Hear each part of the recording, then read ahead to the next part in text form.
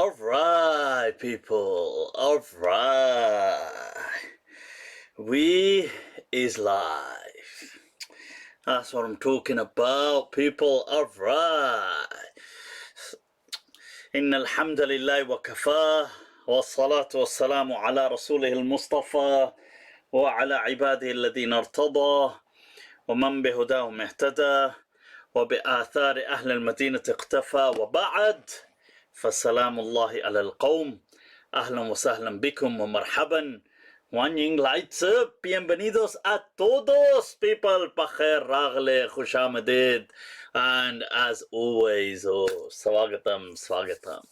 What is going on, people? What is going on? You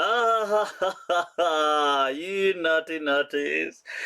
Let's see what we've got going down tonight. First of all, before I go any further, let me just check everything is cool. Yep, it looks cool over here. Just do a quick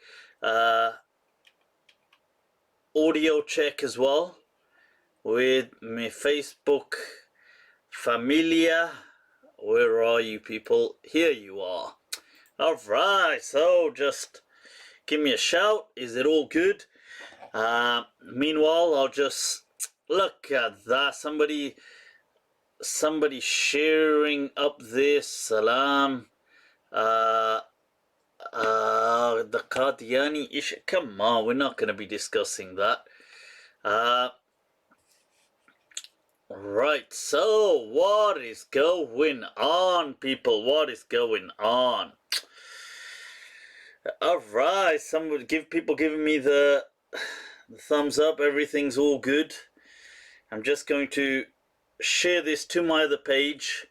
Meanwhile, I know all of you are going to be liking, sharing. I'm giving you that opportunity to do it. Sharafat.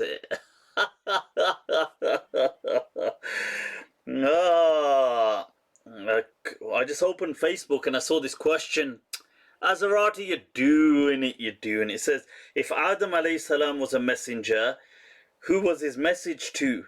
Eve and the kids? Question mark. Let's come to a question like that. That's an interesting question. But let's first of all, let me just share this un momento. Come on. The internet today has been slightly right post. All right.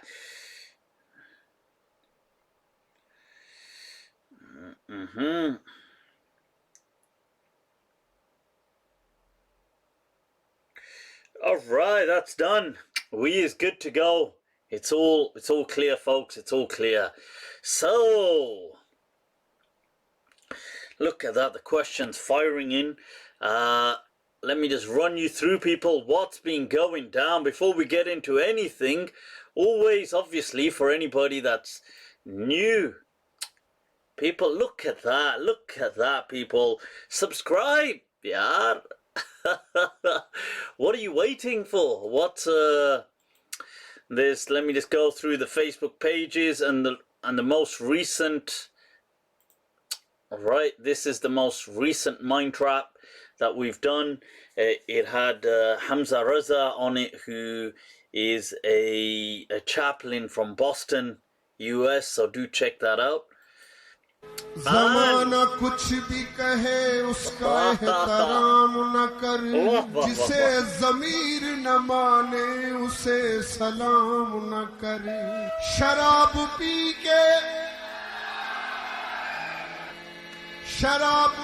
के बहकना ही है अगर तो न P. हलाल चीज को इस तरह से हराम न कर। I thought we'll start off with one of my heroes of all time, Ataullah Khan Sahib. Allah, Allah, Allah. Adamahullah. He's an absolute legend. So I thought, why not, people? Why not? So, what is going down? Meanwhile, as you've noticed, people, I'm alert. Why am I alert? Is it because of this coffee? Is it because of that? No. It's because of His Excellency Boris. People, Boris has given us some clear non-mutashabihat. He said, what on earth is mutashabihat? What are these ambiguous? Let me speak to you with clarity, people. The bayyina has come to you. And here it is. Go out but stay in. Go to work but don't. Play sport but don't. Go to school but don't. Sunbathe but don't. But all of this is conditional or not. Stay safe, stay home, but don't stay home, people. Go out but don't. Stay alert. Stay alert on public transport, but only in phase 3. What on earth is Boris on about? Nobody can understand what he's actually saying. And I've got here is... So we are saying, don't go to work, go to work.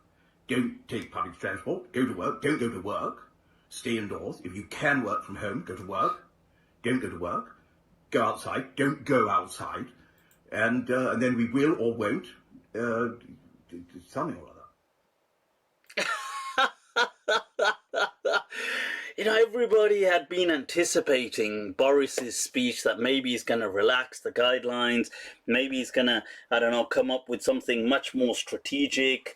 He's going to explain exactly what the plan is, the vision. They're waiting for all of this. And he says, right, okay, guys, it's no longer the buzzword. The slogan is no longer stay home. It's now stay alert. Abe alert. Acha. Chukanne ho jao yaar. What exactly does that mean, stay alert? And then they said, stay alert means stay home. And save lives. Okay, save lives, people. It's always the better thing to do as opposed to not saving lives. Saving lives is always the better thing. You know what was hilarious was even the guy who's doing the deaf signs whilst he's sign language whilst Boris is speaking. Even he had to be taking the mick. I mean, check him out. This can't be legit. No way.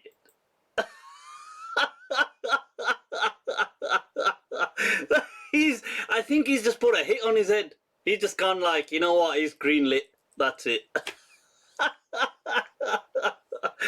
I mean, seriously, is he not doing one of the Mufti Abu Layth signs right there, people? That's it. It's going down. It's going down. Ah, God, the UK, huh? The UK. You know, the funny thing is you'd think that in a country like this, nobody would be able to get away with stuff like this. But yet, it's hilarious. Ah, so, right, with that behind us, with us being alert, people alert, saving lives. Right, so we're going to be taking a look at a few different things. I will also look at a part of a tafsir on a verse that had been puzzling some people. Some friends of mine had asked me, so I thought, well, okay, why not also share it with people, so since it may bother other people as well, and that is did God command the Israelites to kill themselves? Is that true? Is that a commandment from God that He'd asked them to kill themselves? We'll take a little look at that. Also, some of the surrounding context to that verse as well. We'll take a look a little later on at there's been some controversy, with a Mufti Abdul Qavi Sahib from Pakistan, who's given a fatwa on but we'll look at that in the Masala segment. And obviously all your questions in between. Guy, Threepwood. Also, I know some people have been asking me to review some more perfumes, people, perfume. So you know what? I quickly selected some, and I thought I'll go over some for those the fragrance connoisseurs out there. But let's, with all that, look at the questions firing in. Are you allowed to pick and choose from the different madhabs? Look at that, people. Look at that. That's what I'm talking about. The questions are firing in. Are you allowed to pick and choose from the madhabs? You see, it's not haram to do so. But usually to learn fiqh, you would have to learn from a particular source. So you'd have to start with a madhab, learn your basic. This is if you're interested in learning fiqh, which, you know, to most people, I'm sure it... I mean, to me it's very fascinating, but maybe to some it ain't. Right, so once you've done that, you can you pick and choose from other madhabs? You can. It's not haram. Don't listen to they. You see, the thing is, the clergy will tell you, some of them will tell you it's haram, but it's not. Okay, so right, what is going on? Somebody said Guy Threepwood is a character from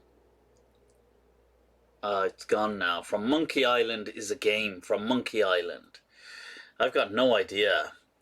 But Guy, you've asked about my opinion on Ibn Arabi and Wahdatul Wujud. Well, you see...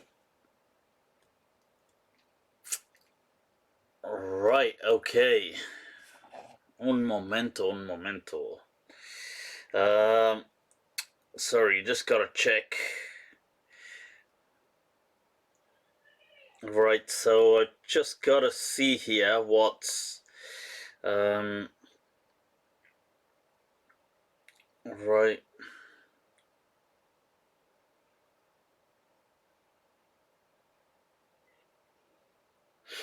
Right, so okay, just had to make sure that the admin team are awake and alert.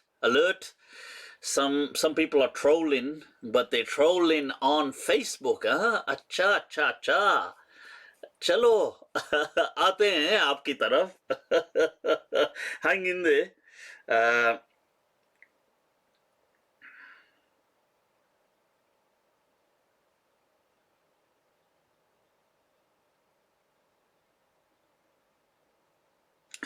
Right, so look at that. So there was a troll there, Nadeem. He's been blocked. Right, so right now, let's take, somebody's asked me, have I seen Ertugrul? I haven't actually. It's not been, it's not really appealed to me so much, and there's so many other things to watch that I just haven't really got around to that. Mufti Saab, are you following the Saudi royal family on my beard? You think so? Am I making the royal cut? Do I look regal? Is that what you're trying to say? That, you know, I look like a king? Alright. So, what is going on? Mufti, how to learn black magic? The black magic. These things don't exist, people. You need to kind of grow out of all of this hocus pocus. It's dumb. You know, it's magic. Sorry, it's what? It's you know, magic. You know, he's done a magic spell. Magic. He does, you know, a bit of pepper, a bit of this, needle, magic. Gets a hair. There's always a hair. Hair wraps the hair. No, I'm not quite sure I understand. Magic. So you say that your relationship has broken down because of magic. Okay. So you say that your insurance premium has gone up because of magic. Okay. So, all right. Right now, about the Ibn Arabi question I was asked. Right, the Ibn Arabi question. I have come to appreciate Ibn Arabi much more now at this stage in life.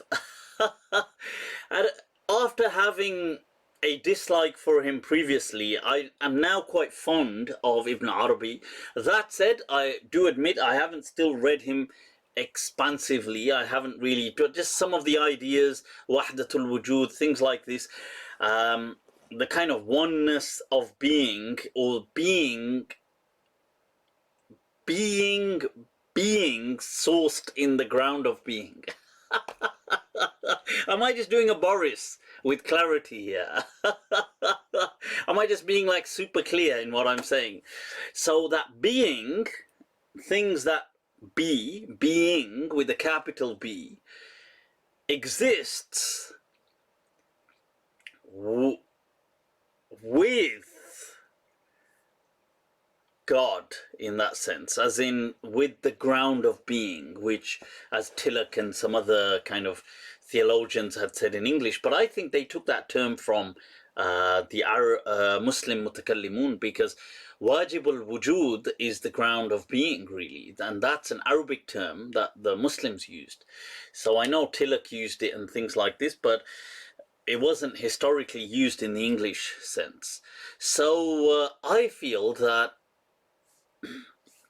yeah, I'm more intrigued, especially with, this whole consciousness thing. I feel that, maybe Ibn Arabi was onto something. And this kind of, what's a better term? This kind of forgiving outlook of, for the whole of humanity. A kind of, it doesn't, like, even though Islam is the haqq, but even people who are not upon Islam, is there hope for them? And Ibn Arabi was obviously one of the key proponents of this theory, of this whole philosophy, that there was an immense, that salvation doesn't have to be exclusive to Muslims. And obviously basing that on certain verses of the Quran, I find that intriguing. I find it very interesting, and definitely a message that I think resonates with a lot of people today. So I find Ibn Arabi in more recent days much more interesting, and I definitely like him. Right, so somebody had asked a question. Azarati has asked a question. Your views on seeing the Prophet ﷺ in a dream.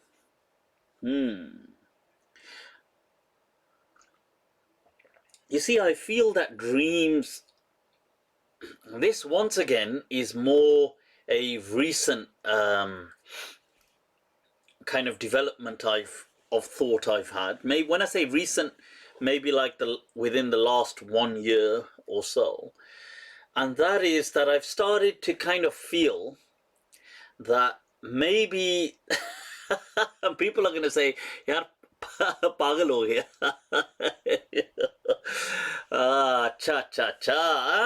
Estás loco.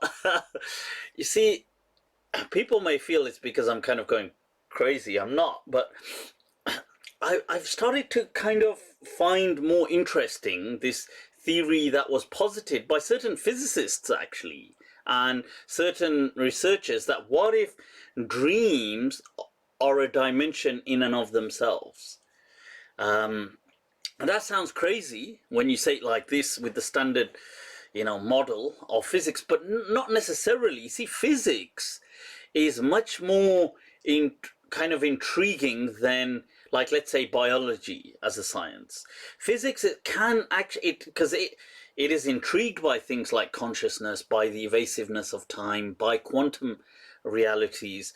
It is sometimes much more mystical than, like, hard kind of 3D views like biology, which is much more rigid. So there are certain models of physics and certain physicists that are trying to kind of reconcile between all the kind of realities. So from the quantum to the cosmos, and Ben Carr, who's an amazing leading, he's an amazing physicist, and he's from the UK. He was somebody who was junior to, but close to Stephen Hawking's as well. And he, in his lecture, was explaining to us how the M to M, from where you've got, basically they're trying to reconcile from the quantum to the cosmos, everything. And he said that he's working on a theory where there's something, the missing thing. What is the missing thing? And he was saying that that he feels it's mind being consciousness. So you've got at least, let's say, 11 dimensions, or 10, whichever way you want to see it. Some people have gone, many more dimensions in reality, not just the 3 dimensions that we see. There's many more dimensions mathematically. So at least 10 or 11 is the kind of like standard accepted view. Now, these dimensions, some people have felt, what if dreams was a dimension? And that sounds bizarre when we think about it. But I don't know, like in a different way. It doesn't mean that you're physically kind of there, but what if from a consciousness perspective you are there? And that sounds, I know, all weird, but I'm kind of open to this. I'm not saying it is like this, but I'm open to it. As opposed to a few years ago, I wasn't. So this was actually when I went to a lecture last year, conference held on psychology. And it was from there that I got intrigued with this kind of thinking. So I do feel that, there may be a dimension. And in that case, seeing the Prophet, it doesn't mean that was how he actually looked, but to you, it may seem that this is the Prophet, and obviously that's an amazing subjective experience. But I suppose it holds any kind of Sharia ahkam. So you can't say, the Prophet told me this, so now I'm going to spread this message to people. That doesn't hold any weight. In fact, there's an amazing Qadi Iyad is writing to Ibn Rushd, really, taking a fatwa from him. And they're both epic legends of the dons of the Maliki madhab, absolute up there, the major players within the madhab. And Qadi Iyad, both from Muslim Spain, and he's writing to the grandfather Ibn Rushd, and he says that, look, there's a judge who he's dealing with a case, and in this case there's a key witness, and it rests on this key witness. But what happens is, before the judge was about due to sentence, or give, not sentence, but give his decision verdict on the matter, one of the nights before, he had a dream. And in that dream, he saw the Prophet sallallahu alaihi wasallam, and the Prophet said to him that do not go by the testimony of that person. I mean, you must discard his testimony because he's a liar. Now, this person didn't know what to do, so he was like, he woke up and he said, well, everything seems to check out when it comes to this witness, and the case rests on him. Now, if I go by textbook, I will, that's where I'm going. But I've now had this dream where the Prophet has told me, don't. So I don't know what to do. Confuge. His state of mind was as clear as Boris Johnson's. So he asks Qadi Iyad, the legend, and Qadi Iyad writes to, and this is just once again epic peer kind of, companionship almost. Like there's the kind of, that there isn't this arrogance that people used to write to each other. I'm a scholar, he's a scholar, so what? Let me get his take on it. And Ibn Rushd writes back saying that dreams have no, in this world, we do not take them into consideration. So the judge must go by the evidence as it stands. So if the evidence points to a particular verdict based on the testimony of that witness, then that's how you rule. You discard the dream. So I thought that's an interesting story, really. Why not? So I thought I'd share it. Sheikh, please keep my brother Irfan in your du'as. May Allah have mercy on Irfan. Salam Mufti, is non-dhabiha animal rennet halal? Vah, vah, vah, vah. You see, you know this thing about rennet that is used in cheese and stuff like this.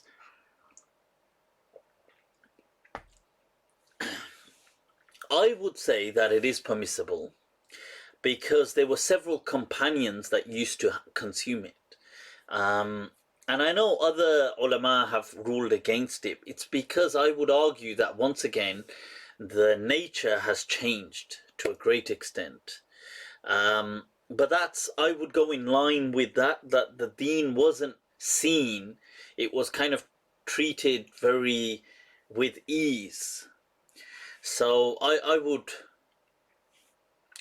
rule like that. All right, somebody said his dua is jokes. Got no idea what that means. All right, so what do you think of the book Fiqh Sunnah by Sabiq Sayyid? It's actually a very good book. It's well summarized. I'm sure I have it actually. I don't know where it is now. Oh, there it is, Fiqh Sunnah, 3 volumes. It's a really good book actually. It's a neat summary. I do like it. I have a while back, I mean years ago, I used to check it regularly when I was checking multiple books. Right, Mufti, do a meetup in Pakistan. Yeah, we should do. And all these Maulvis turn up. They're like, acha, we heard there's a Mufti coming. They go, acha, acha, acha. Khud reh gaya and is kafir ko bhej diya. I remember that clip of that lady who was refuting that atheist, ex-Muslim, and she says, she's refuting several ex-Muslims, but amongst them Haris Sultan. And because I've had a dialogue with him, so she says that, and he speaks to many Muslims, and a few muftis have even taken him up on a dialogue. And then she puts my picture there and says, I searched this mufti, and the only thing I could find on him was this. And she shows a picture of me, and she says, Iska holiya to mulhid se bhi zyada mulhidana hai. That the way I look is more atheistic than that atheist himself.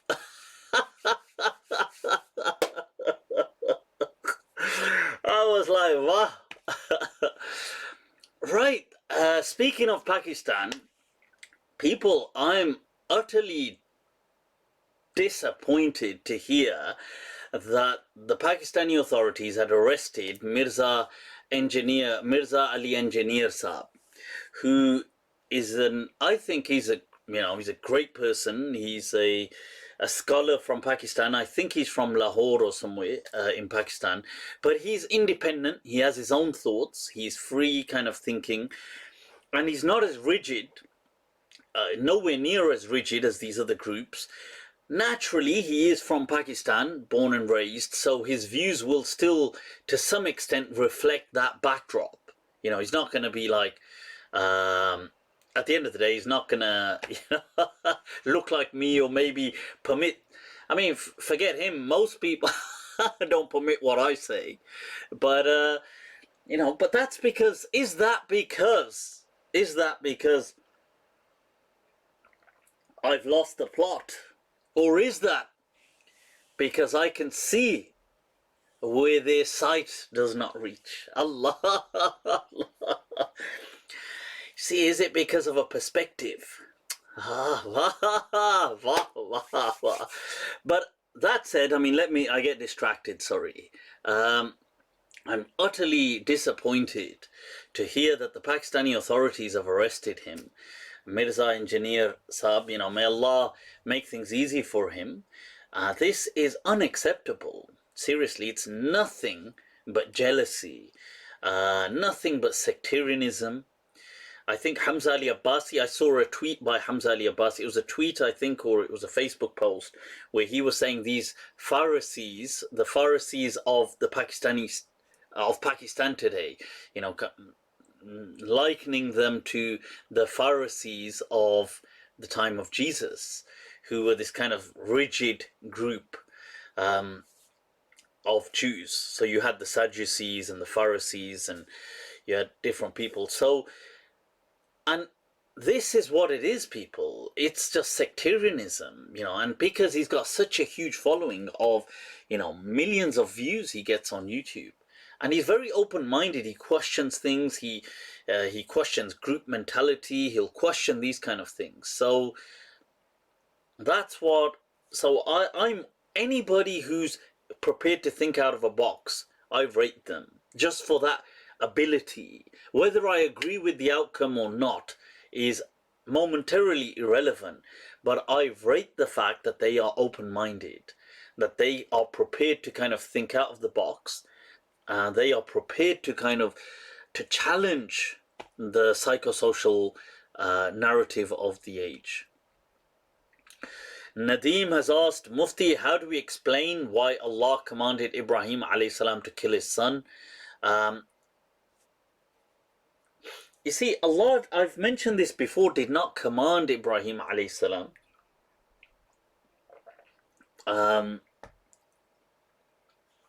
did not command Ibrahim alayhi salam to kill his son. This was, Ibrahim alayhi salam had a dream. So he says, Ya bunayya inni ara fil manami anni adhbahuk. I see in a dream that I am sacrificing you. And his son then says, who most likely would have probably been, I think, would have probably been Isaac, Ishaq, and that's what Imam Malik felt. But I know majority of the people feel it's Ismail. But fair either way, his son said that, Ya batif'al ma tu'mar, that you do what you've been commanded. He kind of tells him, that he believes this to be revelation. But Allah himself does not say in the Quran, and we told Ibrahim to sacrifice his son. But Allah mentions that Ibrahim had a dream, and becoming convinced that the dream was revelation, he went to the extent to sacrifice his son. And I've got a video explaining that. Somebody mentioned that their friend's daughter Aqsa is in ICU on a ventilator. May Allah grant her shifa. Ameen. Right, so what is going on, people? What are your thoughts on women leading salah? Sad Thai. This one no sad, this one happy. You nutty. Trying to get all the men in the masjid, huh? That's one way to motivate. They start hiring these kind of models, supermodels as imams. All the guys are there. They're like, yaar, topi kahan hai, yaar? Where's my hat?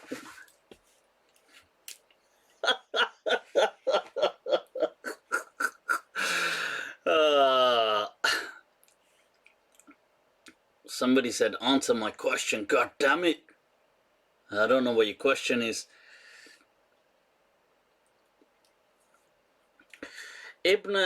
Guy has asked another question, Guy Threepwood, that Ibn Arabi's series future, I'm not sure what that means, Ibn Arabi series future, view on Zahiri Madhab. My view on the Zahiri Madhab is, I think, yeah, I mean, I respect the Zahiri Madhab. I love Ibn Hazm, by the way. I have a huge liking for Ibn Hazm. is one of my heroes. So absolutely. Somebody said, so what do I think about women leading? I think the salah is fine. Salah is valid. I don't think the salah is invalid if women lead the prayer. But I mean, I can understand why. I know people will say, look, people will say that, you know, but you should tell men not to think like that.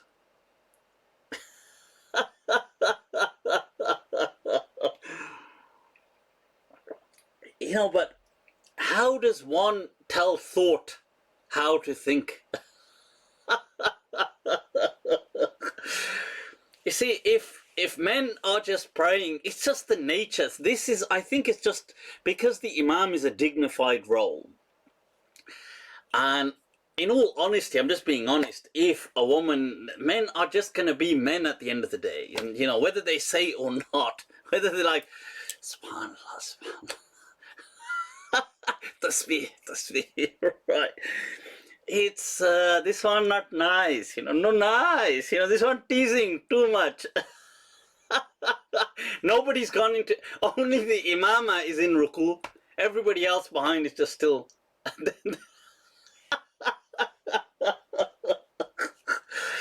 They're like in deep contemplation over the creation of God.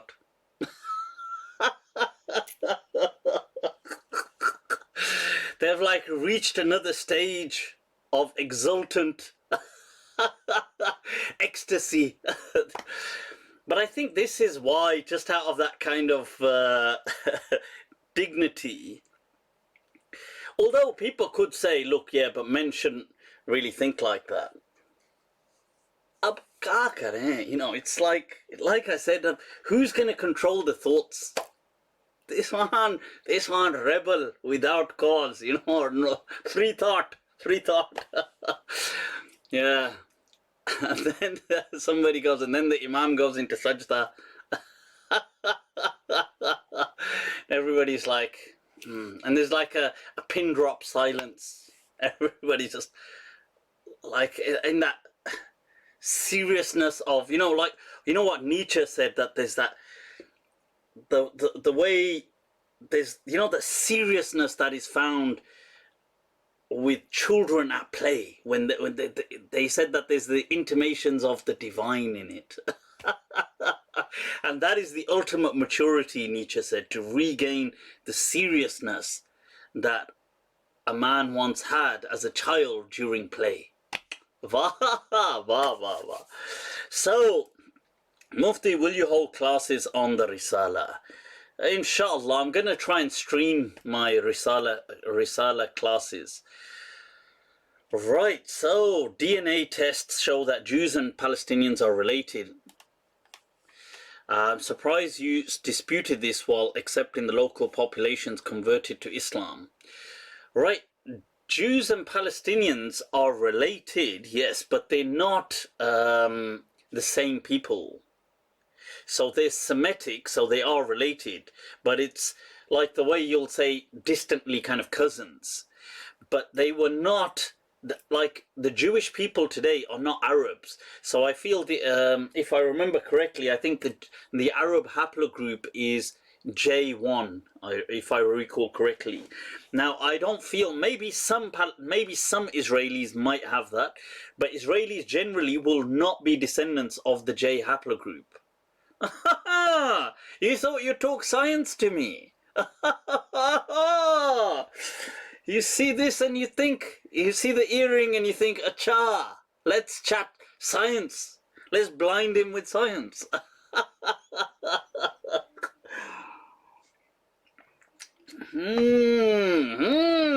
Iqra. I too can read. So, right, what is going on, people? What is going on? Why do you keep leaving me on scene on Instagram? Jaden, my GCSE revision guide is useless. Research, my friend, research. What is going on? Mufti, what haplogroup are you? I'm R, you know, the the dominant one within kind of Pakistan and North India, the R1B2 is it or something, and it goes on. So I know R1 is also European, but then R1B, if I remember correctly, but it's the one that, because Indo-European, they at some point related, but the one dominant in Pakistan and northern India is that one. I think it's, is it R1B or something, but it stems from there. I'm from that haplogroup. I did my DNA test a while back. I was like, yeah, I was like, I'm gonna have to find out if I've been adopted. Mufti Saab, can you tell us something about Nisa? Amir Ali, can I tell you something about women? I can tell you many things about women. فَإِنِّي بِأَخْبَارِهِنَّ عَلِيمٌ. That's Acha. Nisa 34. He's talking about a surah. Acha, verse. Religious talk going on. Religious talk. Qawama. Amir Ali, I've answered this before. The Qawama, the الرجال قوامون على النساء. This is a descriptive verse. So this is describing how society is for the most part. So society is generally, has been more so, if you're looking at a global picture, it seems to be, historically definitely was patriarchal. And although today in the West, it's no longer patriarchal, it's kind of egalitarian. And maybe in some places it's been matriarchal, but by and large, for the most part, it was patriarchal. And therefore, the Quranic discourse was, the khitab was simply reflecting the society that it was talking to.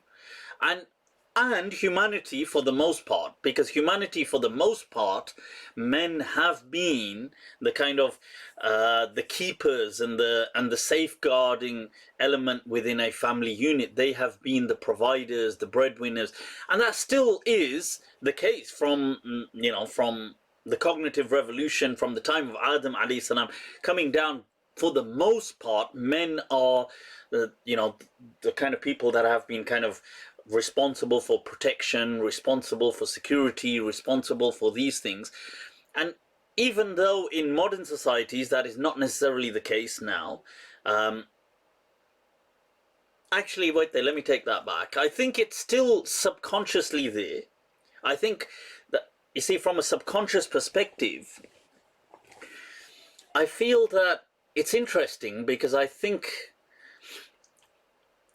you see, there's a subconscious, unspoken. It's not about words, but there's a kind of comfort I feel that women, and this is making a generalized statement, but from a psychoanalytic perspective, that I feel there's a kind of psychological assurity that is sensed by women with the presence of a man.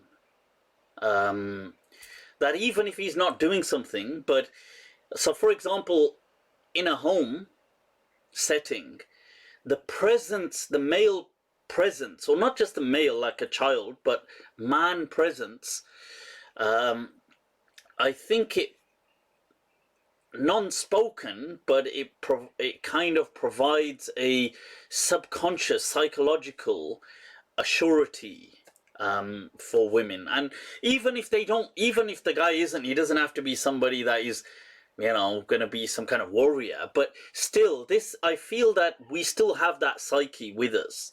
That's my kind of reflection. But so if in certain societies women are the qawamat ala rijal, let's say they are matriarchal societies or egalitarian, بعضهم قوام على بعض, it's like, in that case, the verses would apply accordingly. This isn't to say that men are better than women is not to say that. So they have that qiwama, but that's in those societies. In some societies they don't. So that's all I'm saying. She just needs the presence of a big gun. No, but I feel that they, it's interesting because I feel that, you see, men,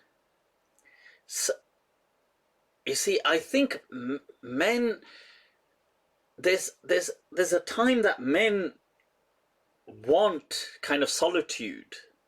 I don't know whether this is, I don't know whether people relate to that. Not always want solitude, but I think there's a time where men kind of, they don't mind that being alone, but then they want, obviously, you see, I think with men it's more about certain needs. This is going to sound very wrong now, but I think it's more about convenience and needs, and obviously there is that that kind of, and I don't just mean intimacy. It could be like, let's say, in a home setting, taking care of children, doing this, doing that. But I think men want that kind. There's a kind of need for just being sometimes not disturbed and just being in in their own world. And I think, you see, the irony, almost the divine comedy, is that women, I think there's a need for the man to be present. And that's just like so comical because it just doesn't work. As I'm sure the quarantine is proving. I'm sure they need solitude too, but I'm just saying that a lot of the times you'll get this thing that people will say, in relationships, you hear this a lot, that people will say, oh, like, so if a man is going out somewhere, or if he's doing something, that the woman would want him home, even though he doesn't have to be doing anything, but just wants him home. And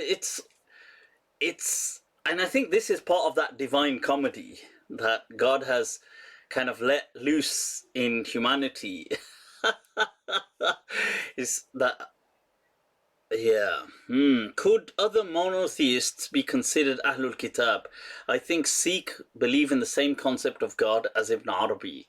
Yeah, I think, and I believe that there were certain scholars that believed that we could consider many people of the Indian subcontinent as Ahlul Kitab. And I think Badi'uz Zaman, from the Salafi Ahlul Hadith scholars of the 20th century, also wrote about that, saying that that was his view. And I find that definitely very interesting. And the Sikhs, I would say, in many ways are very close. I could see that would make sense, because the Sikhs do believe in Ikonkar, which is one God, and even the name Allah appears, if I'm correct, I believe, is it 60 something times in the Guru Granth Sahib, and they have several Muslim saints in there, and Guru Nanak Dev Ji Sahib was highly influenced by Muslim thought. I mean, whether people acknowledge that or not, but he was, and some of his close friends were, Mardana was Muslim, and other people were Muslim. So, and he was, from what I'm aware of, I believe that he could, Guru Nanak could read Persian, Farsi, read Arabic. I believe he could speak a certain amount of Farsi. I don't know about speak Arabic, but maybe he could speak a certain amount. But yeah. Right, so what is going on, people? What? Mufti, my father just passed away, Muhammad Aslam. Inna lillahi wa inna ilayhi raji'un. May Allah grant him an elevated maqam in Jannatul Firdaus, and may He grant your family ease. Ameen. Right, so let's take some questions.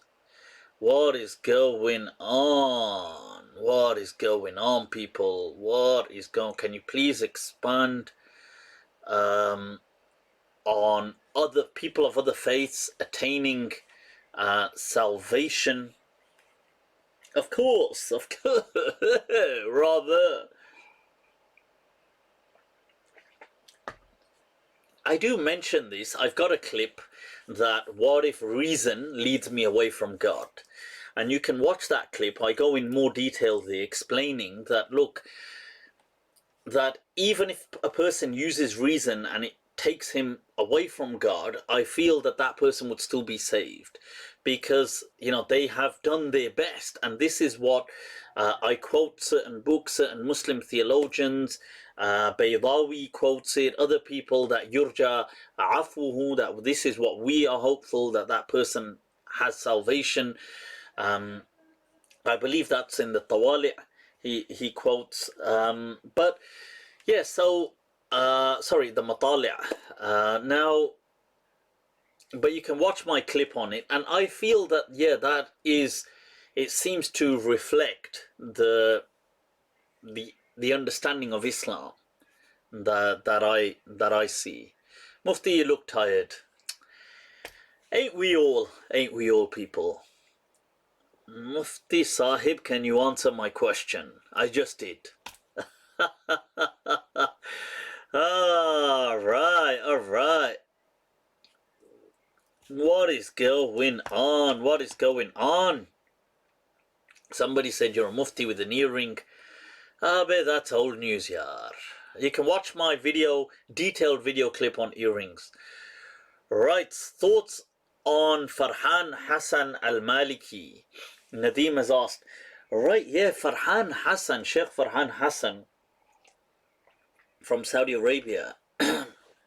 He, I don't think he's Maliki al-Madhab, by the way. I could be wrong. But I think he's Maliki from the tribe Banu Malik. So he's not actually, he's not actually Maliki al-Madhab. From what I'm aware, I could be wrong, but that's what I've kind of read, that he's Maliki in his nisbah to his Qabli nisbah, in his Qabila, not Maliki al-Fiqh, to Imam Malik. But yeah, so he's definitely a very open-minded person. I like many of his views. He's very forward-thinking. He problematizes a lot of the kind of folkloric, kind of cultural Islam that is found. Things like voodoo and hocus pocus Islam. He kind of dispels a lot of that, as far as I'm aware.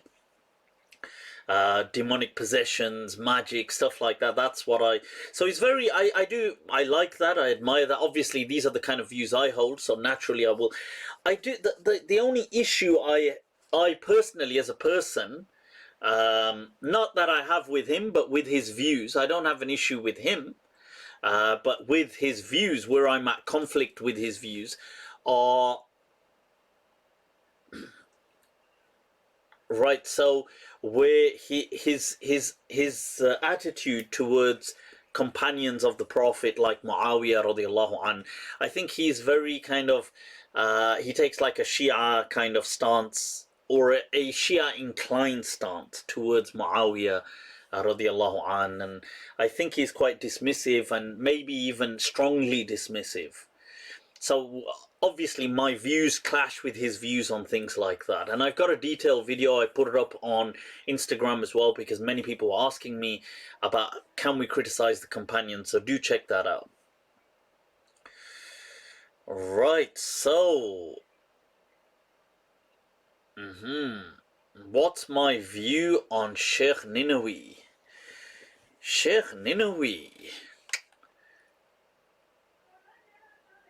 Alright, somebody just said, alright, Omar Tahir, you're doing it, man, you're doing it. He just sent 500 stars. You're doing it, much love, yeah. Right, so there's a question, what are my thoughts on Sheikh Ninawi? Yeah, I mean, Sheikh Ninawi, I've met up with him on several occasions, very detailed conversations, dialogues. Many years ago. I haven't seen him now for a good number of years. I think he's not frequenting the UK as much as he used to, or maybe, I don't think he is, but maybe he is. he's, he's a great scholar in his own right. I love the way he's very concerned with hadith. You don't get many scholars that are preoccupied with hadith, yet he is, and he's somebody who looks into asanid. Once again, a very rare thing. You don't find that among scholars. I've had discussions with him on ahadith kind of points, and he's kind of, these are off the cuff discussions. We're just eating food, and I've said, well, what do you think about this, Sheikh? What do you think about that? What are your thoughts on, and I just bring something up. What are your thoughts on Ibn Lahi'a, and what have the muhaddithin said about him? And and he'll just respond off the cuff like, well, he is problematic, but if he's transmitting from the Abadila, these four kind of Abdullahs, then we'll kind of consider it, and so on and so forth. And this isn't something which your common scholar wouldn't really know. And so I definitely have an immense respect for Sheikh Ninawi. I do like him. He's into obviously his own Sufi tariqah thing. I've forgotten what tariqah he's a part of now. I think, I can't remember what tariqah it is. It might be Shazil. Is it? Nah, I can't remember. But he's got his own tariqah. He takes bay'ah and things like that. And the problem with that kind of stuff, though, is that you see the tariqah business is a cult business. Whether people like it or not, you see, people who are part of a tariqah, it's always a cult. And that always brings politics with it. It always brings power struggles. There's, this kind of sheikhdom status that a person has. And yeah, so, and Sheikh Ninawi also does have a bit of that kind of, he inclines towards, he's not obviously Sunni, but he inclines, I think, towards that kind of Shia understanding on Muawiyah radiallahu anh. So these are things where my views and his views would clash. Not him as a person. I, love him as a person, but I'm just saying our views would be different. But I have found him to be open-minded. So I definitely, have much love for him. Cool. Right. Mufti can make his own tariqah. I'm not interested in making a tariqah. What would we do with a tariqah, man? Mufti, would you consider going to Speaker's Corner? Hell no. What on earth for? Speaker's Corner and these kind of things, I find...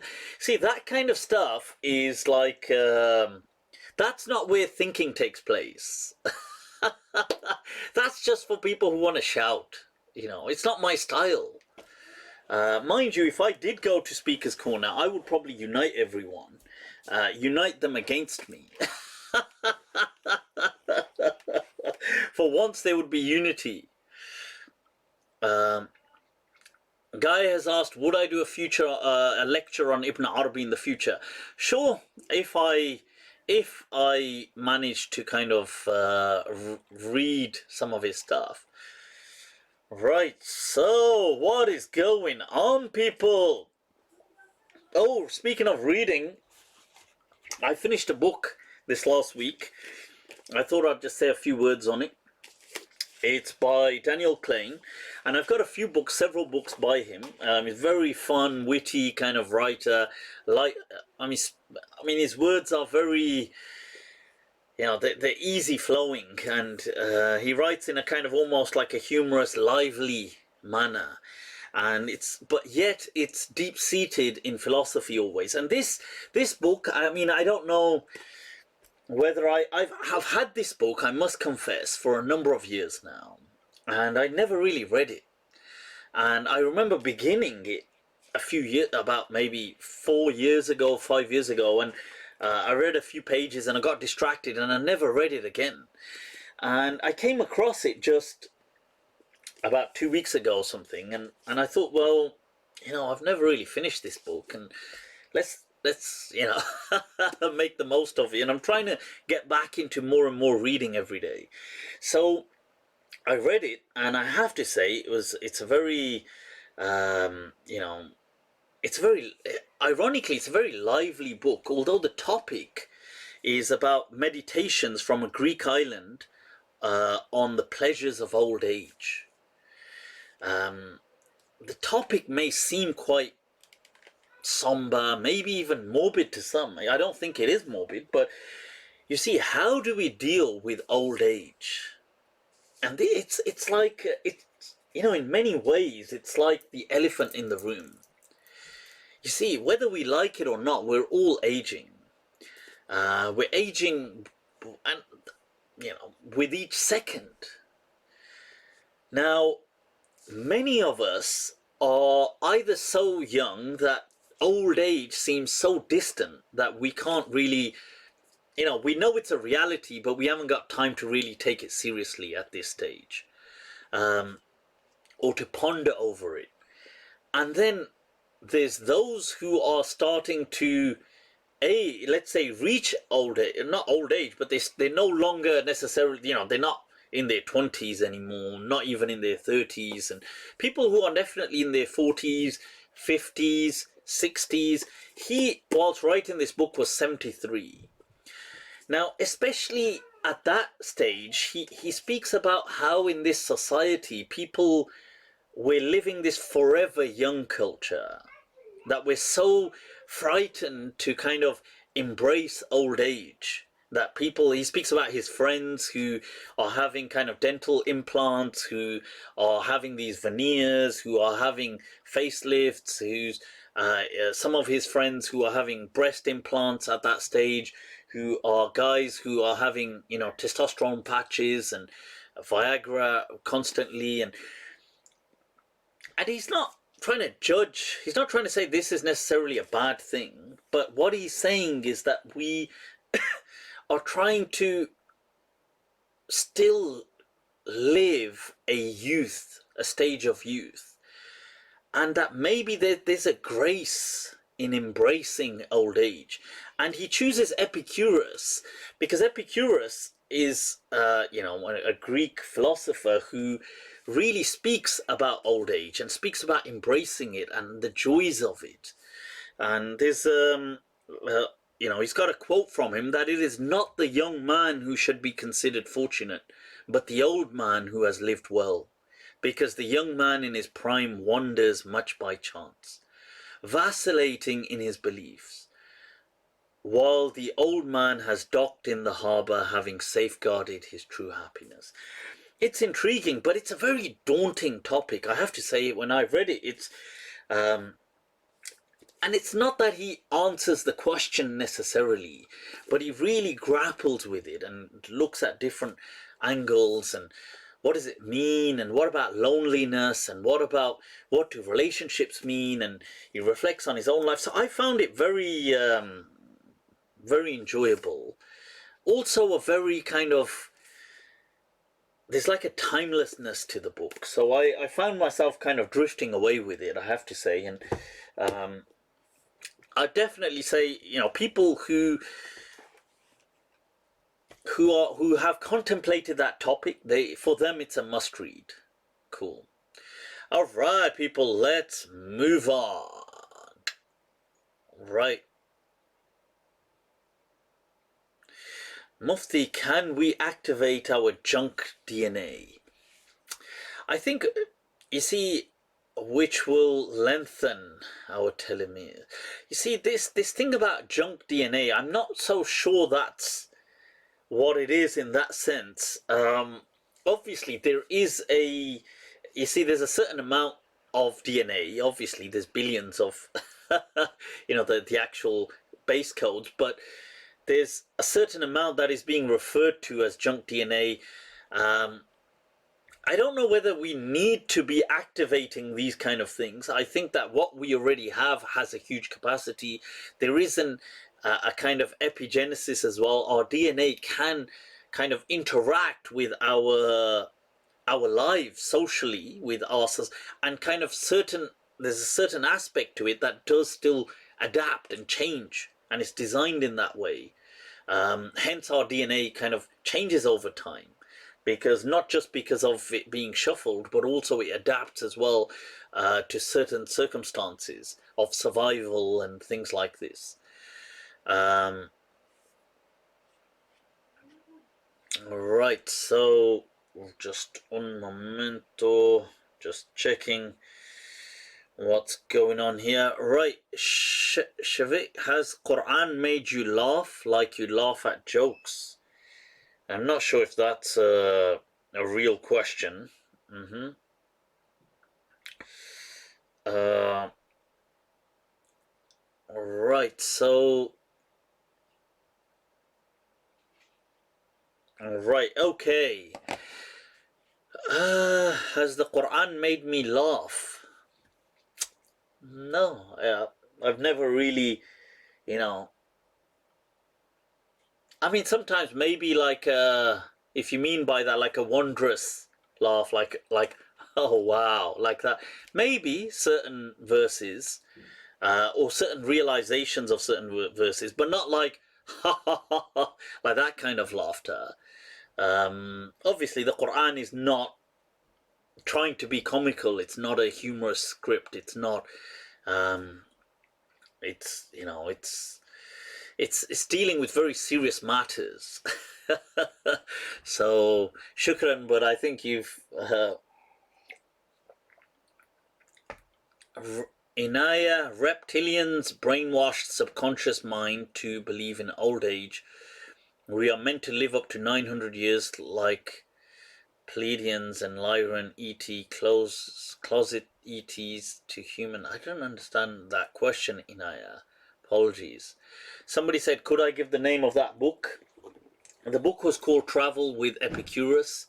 I just put it there because I thought I'd kind of mention it. He does have many other fun books like joke books on how you can learn philosophy through jokes, but I really did enjoy this book. I've got a few others of his, but I thought I'm going to give it a little break. I'll tell you a technique, especially with that, which is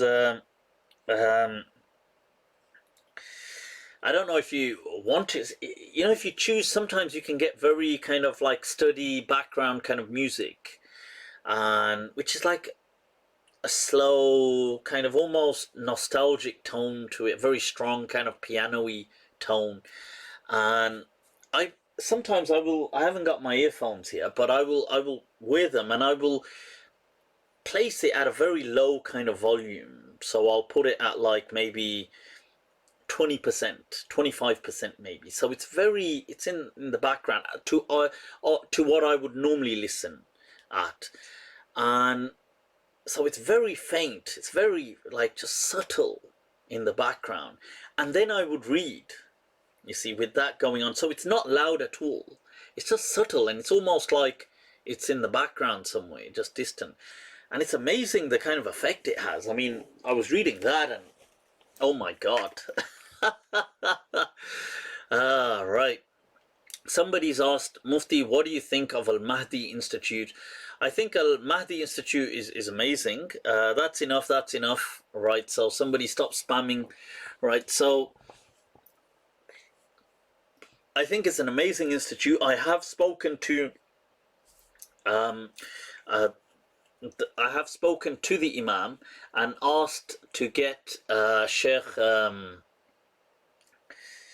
Just one moment. Oh, damn. Sorry, I was just seeing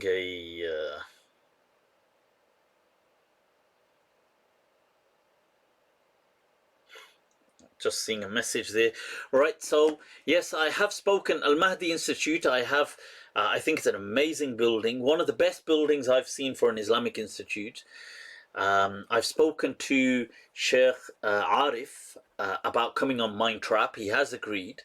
We got to just set a kind of date. I know Ramadan has made it difficult, really, the Mind Trap, because people fasting and iftar and all this kind of stuff. Yeah. But it is a Shia institute. But as far as Shia go, I think, and their beliefs are, I think the Al Mahdi Institute guys are so open-minded. It's not what you would picture. I'm just saying how generally people have this concept of Shia. It's nothing like that, as far as that was my experience. Right, so what is going on? There's a question there by Hamza which was deleted. Right, so is Hamza Ali Abbasi coming on Mindtrap? He did say to me he will. I haven't asked him yet. You see, the problem has been I've just done 20 episodes and I've resolved a lot of the teething issues, alhamdulillah, because I didn't want to call on a major guest without having sorted out all the technical issues, which I think for the most part I've now resolved. But then it's Ramadan and it's difficult, especially people in America. I think Hamza Ali Abbasi is in Canada or America right now, and it's difficult because you see, I normally do this at midnight, and for them that's like iftar time, and then by the time they finish iftar it gets too late here, and so it's been a bit tricky during Ramadan. All right. Shall we deal with a little? All right, I was gonna share a poem with you guys. Yeah, what is this one, man? What is this one, man? Un momento.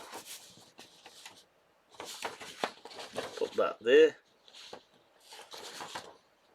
Alright. So, this, people, I had to share this with you. This was by the legend Ahmed Faraz. One of my favorites when it comes to contemporary poetry. Legend, writes in a style of his own. And in this he says, Wah, Yusuf, you're doing it, man. Much love. अब के हम बिछड़े तो शायद कभी ख्वाबों में मिले, जिस तरह सूखे हुए फूल किताबों में मिले. Wow, look at the imagery, huh? That if we were to now be separated, then perhaps only in our dreams we shall meet once again. Allah. And then the imagery of how dried flowers are found sometimes, petals in books. And this is a custom in the East. In the East, people used to sometimes put like rose petals and stuff inside books. Like I don't know whether they did it as a bookmarker or what, but it is a custom, or it was a custom in the East. ढूंढ उजड़े हुए लोगों में वफा के मोती, ये खजाने तुझे मुमकिन है खराबों में मिले. गमे दुनिया भी गमे यार में शामिल कर लो, गमे दुनिया भी गमे यार में शामिल कर लो, नशा बढ़ता है शराबें जो शराबों में मिले.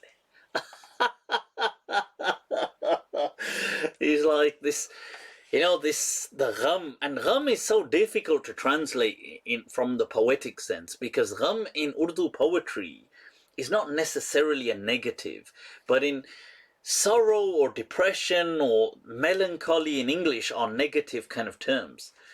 But this whole thing, the gham-e-yar of the beloved, he says, why don't you mix it? The problems of this world, you can put them with that problem.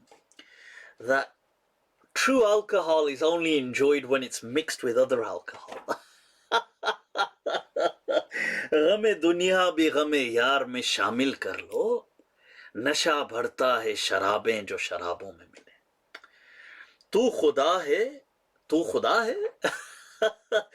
खुदा है ना मेरा इश्क फरिश्तों जैसा, दोनों इंसान हैं तो क्यों इतने हिजाबों में मिले. He said, you're neither God nor is my love so platonic or angelic. Then why should we be meeting in all this hijab? Hijab here can just mean barriers as well, though. आज हम धार पे खींचे गए जिन बातों पर, क्या अजब कल वो ज़माने को निसाबों में. I'm going to come back to that. That's a very deep. अब ना वो हैं, अब ना वो मैं, ना वो तू है, ना वो माजी है फराज, जैसे दो शख्स तमन्ना के सराबों में मिले. And sarab is a mirage. Okay, but that line, this couplet, Aj hum dar, and dar, even though it means like a house or something, but it's used in this sense to mean like the kind of gulag or the gallows, to be brought to for execution or something. That aaj hum dar pe khenchege jin baaton par. That today, over those things which they drag us to the gallows. Kya ajab kal wo zamane ko nisabon mein mile. That is a deep line, people.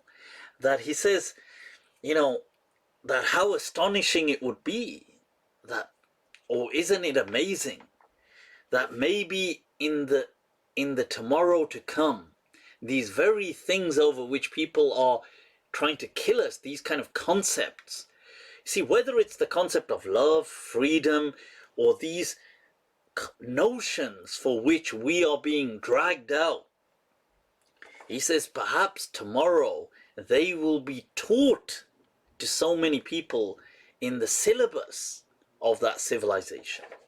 That meaning that this is what will be inculcated, this will be part of a mandatory education. Yet today we're being kind of slaughtered over these things, over these concepts. I find that so aaj hum dar pe khenchege jin baaton par, kya ajab kal wo zamane ko nisabon mein mile. Nisab is a kind of syllabus. वाह गम दुनिया भी गम यार में शामिल कर लो, नशा बढ़ता है शराबें जो शराबों में मिले. Wow, people, wow, wow, wow. Ahmed Faraz, the legend. So what is going on, people? What is going on?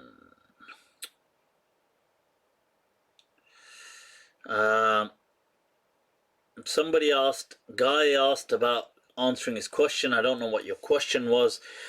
What do you think of Mu'tazilites and Ibadis? Ibadi fiqh and ways of praying seems very similar to Malikis. Yeah, I mean, when it comes to prayer, these things were not really sect-based.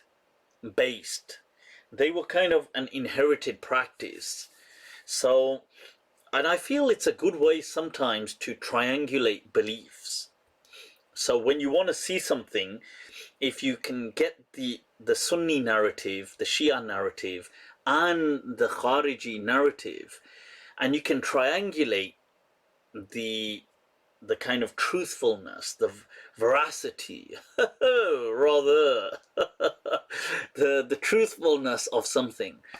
And I feel that was a good response also to the Makkah question. And I've got a detailed video on that, speaking about Qusay, the ancestral grandfather of the Prophet sallallahu alaihi wasallam, and how what was meant by Mecca being the Shami Kaaba.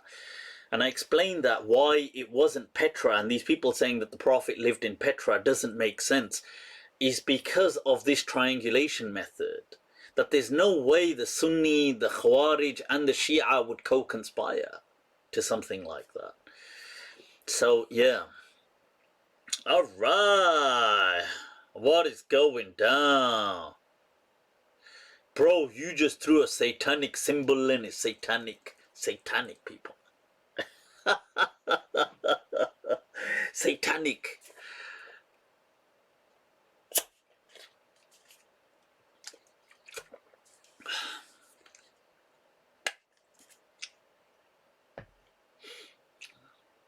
Mufti, is it permissible to hunt with snare traps? As in with, yeah, I mean, if hunting, you see, isn't, if, when it comes to hunting, it's by any hunting means available. It's not, you don't have to kind of do zabiha and sacrifice like that. It doesn't work like that. So hunting is fine. You know, people can hunt with a spear, with a bullet, with a kind of snare trap, with, you can hunt with hunting dogs as it's mentioned in the Quran. Cool. Alright, what is going on, people? Did Noah live for 950 years? I've got a video on this. I won't do it much justice here. If you watch my video, I do explain in much more detail there. No, he didn't. Noah alayhi salam did not live for 950 years. And by the way, it doesn't say he lived for 9, it says he spent that amount amongst his people. But this فَلَبِثَ فِيهِمْ, this verse where it says that is not referring to years as we understand them. But if you look at the antediluvian counting system that was found by the Sumerian cuneiform and other kind of artifacts that were found there that gave us an awareness of how they used to count. They're not numbers like they had a different counting system for certain things that were magnified, like times 60, times 600, times, it was a ridiculous amount. So they've got lists of kings. So for example, this king ruled, and he ruled for, they will say, for example, he ruled for 50,000 years. You think, what? And he'll say he ruled for 12,000 years, and this person ruled for 3,000 years. But they're not talking about, and it's not a kind of hyperbole. They're actually they're trying to be very factual, but it's that at that time they had a different way of documenting figures, and some of this is then picked up by the later. So you've got what you see where the Sumerians are doing this. They're documenting obviously the antediluvian people before the flood, the great flood. Now, which I would argue was the Younger Dryas time, like maybe at the end of the kind of ice age. That was the great flood of Nuh alayhi salam. Now, if after that people have still inherited this kind of thinking, and then the civilizations after them, so if you look at Mesopotamia and these places afterwards, they still have it, but to a much lesser degree, and the Jewish people inherit it from them. So in the Old Testament you've got a lot of this, because the Jews, when they live in exile, they are influenced by what's going on there, the whole thing. So yeah, so I mean, so they will say, oh, this person lived for 800 years, 900 years. This is still that kind of remnant, vestiges of the Babylonian and the pre-Babylonian kingdoms. All right, so what is going on? What is going on, people?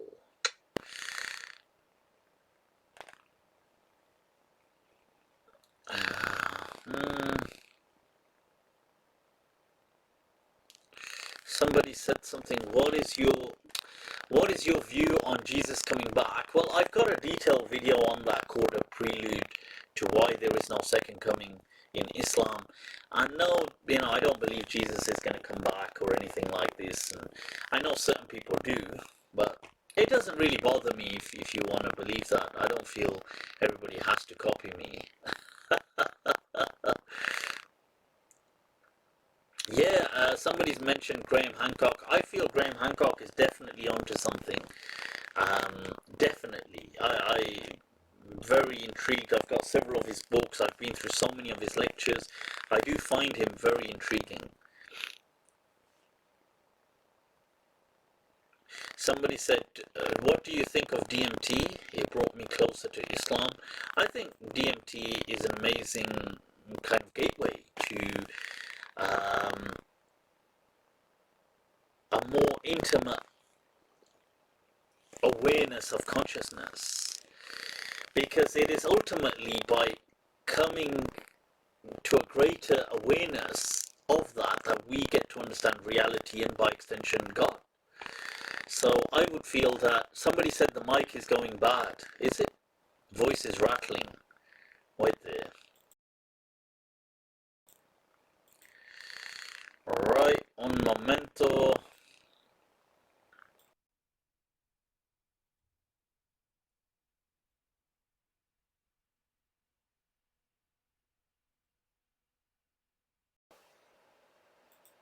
Alright, hopefully it should be back now. I was just resetting the mic.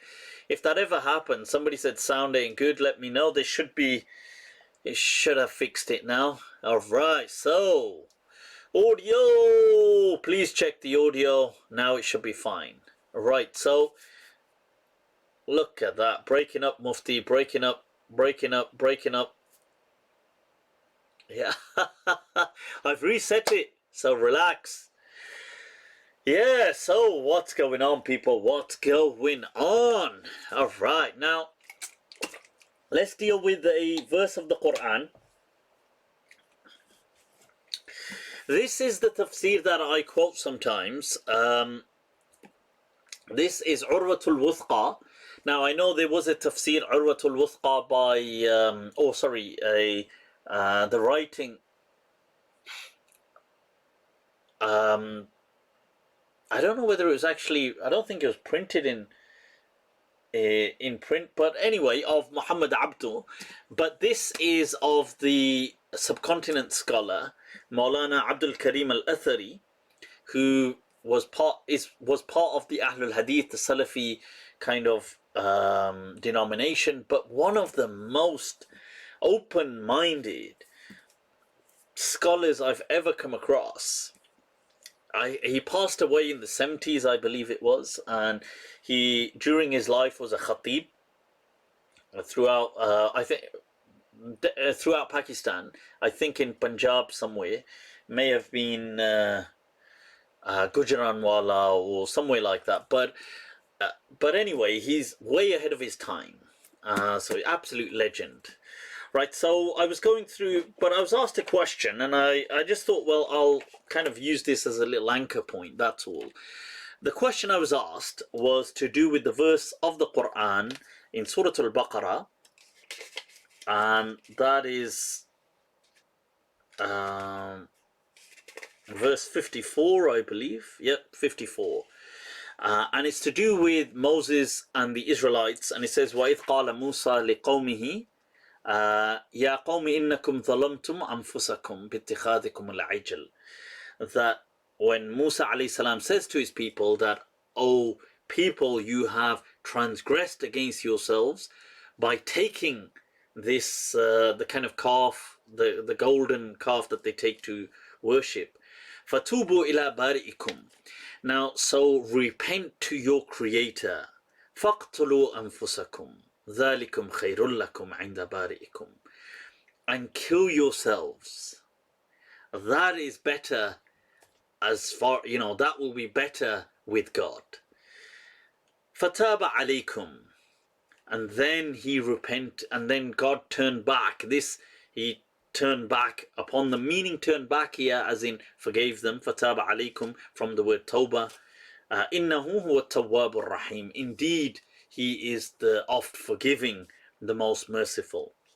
Now, this verse here, that فَقْتُلُوا أَنفُسَكُمْ, the kind of worship that they had taken, did this mean, so what certain Mufassirin have said is that this meant that God had asked them to kill a group of the actual verse reads as in suicide, kill yourselves.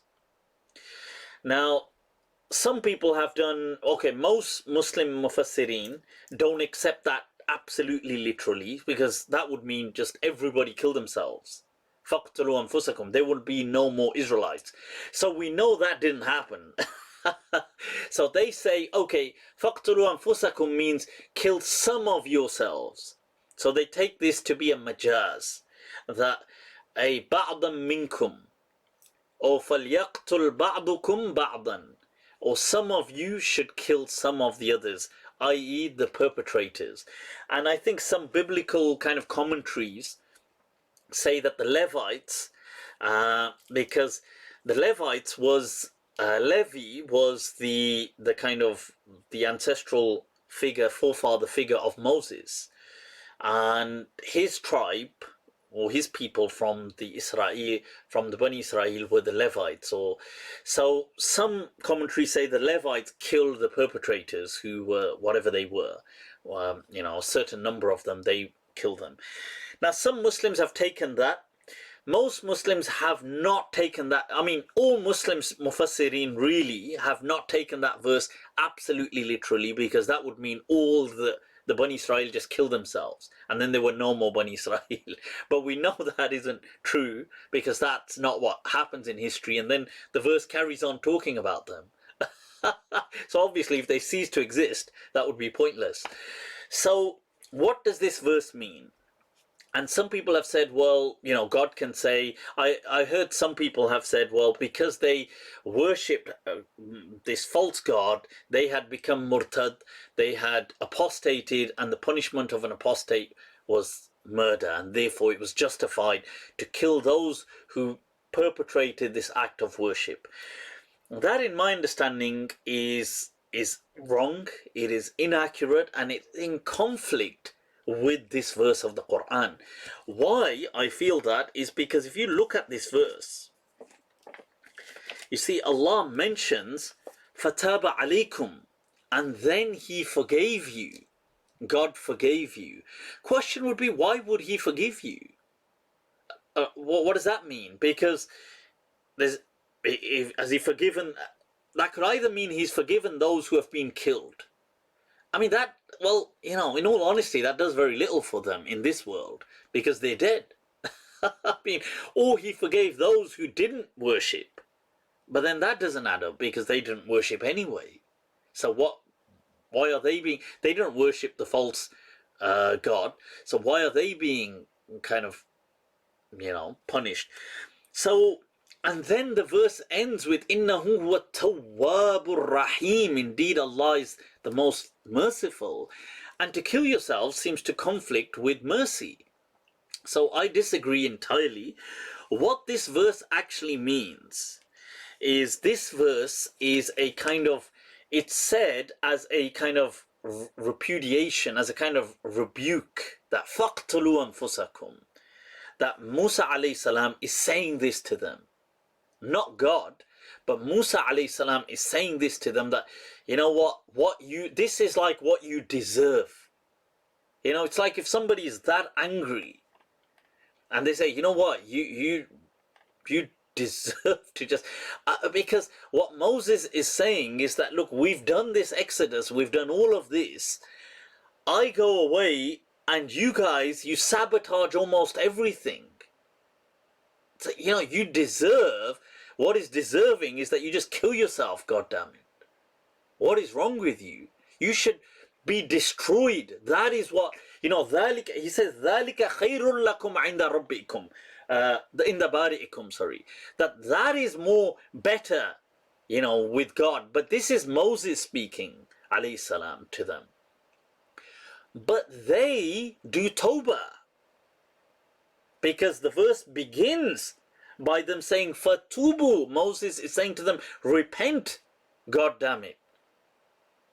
He's saying, repent. And they repented, Fataba alaykum. And Allah came, you know, turned back to them and forgave them. Innahu huwa tawwabur rahim. He is the most forgiving. Now that makes sense. It lies, you know, it's very congruent to the rest of the verse. It's congruent with the fact that Moses is saying to them, Tubu, seek forgiveness.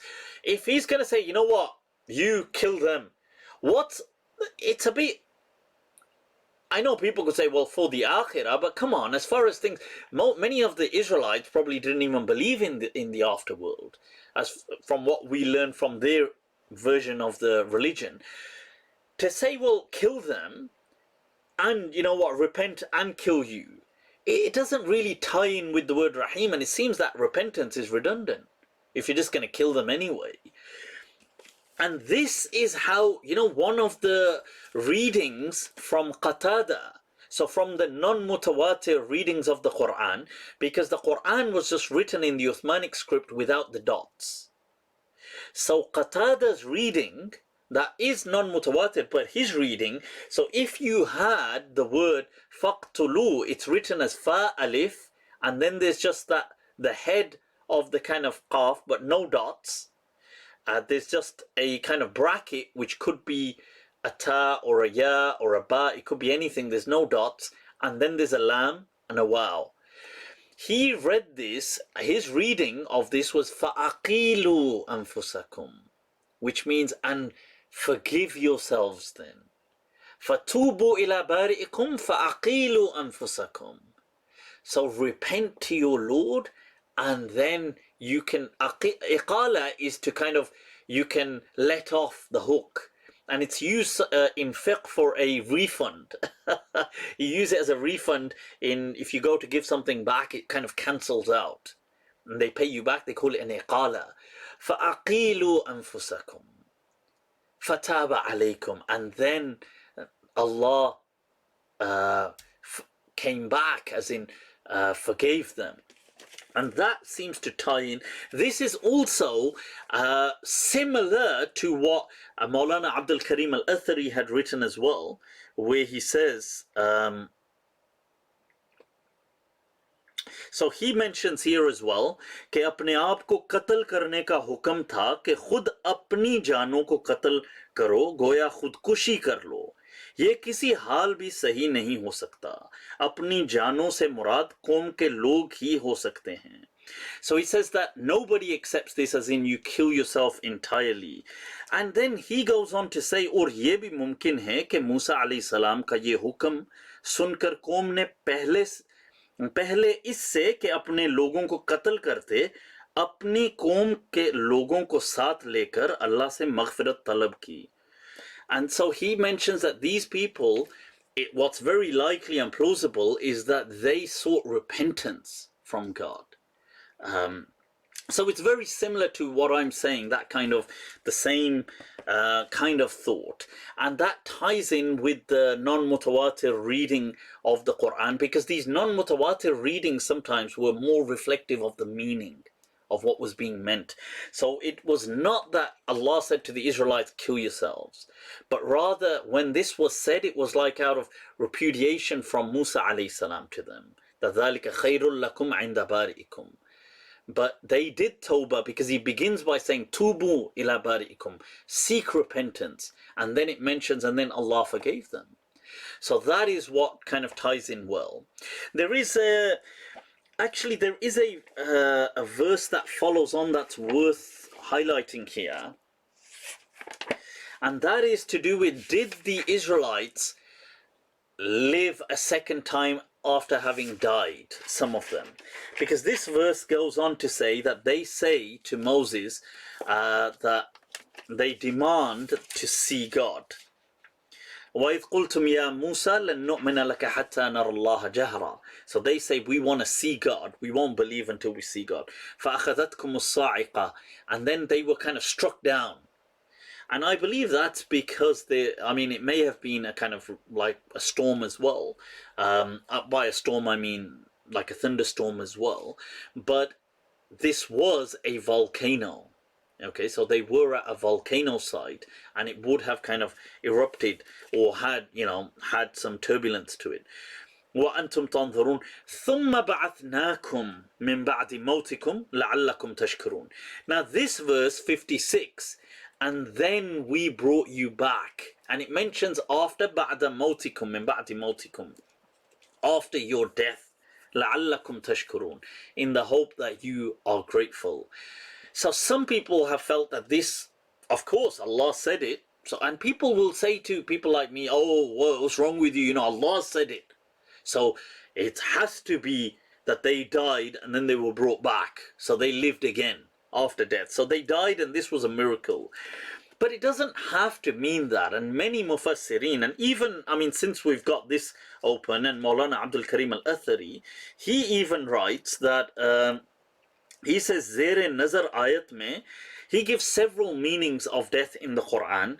He says, Tisre mani murad hain, jisse aql ki, he says, aql ka zail, he says, aql inki zail ho gayi, or behoshi or ghashi tari ho gayi. That these people had been they had become unconscious, or they lost their kind of intellect. He gives several meanings.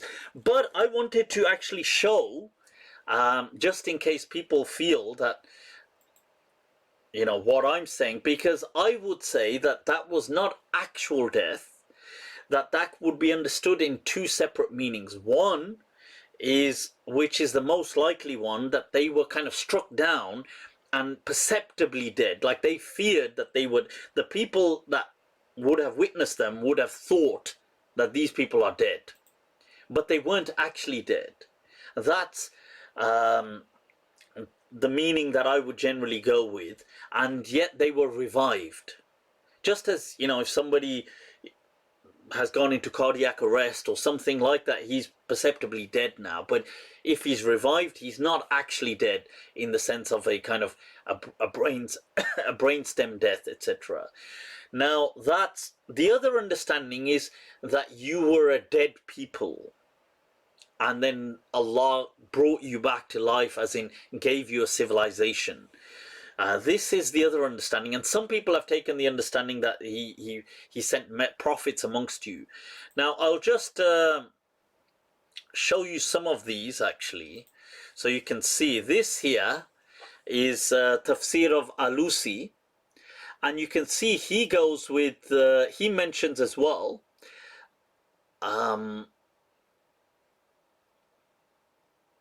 so he mentions that, and he says وَقُيِّدَ الْبَعْثِ بِهِ لِأَنَّهُ قَدْ يَكُونُ عَنْ نَوْمٍ كَمَا هُوَ فِي شَأْنِ أَصْحَابِ الْكَهْفِ.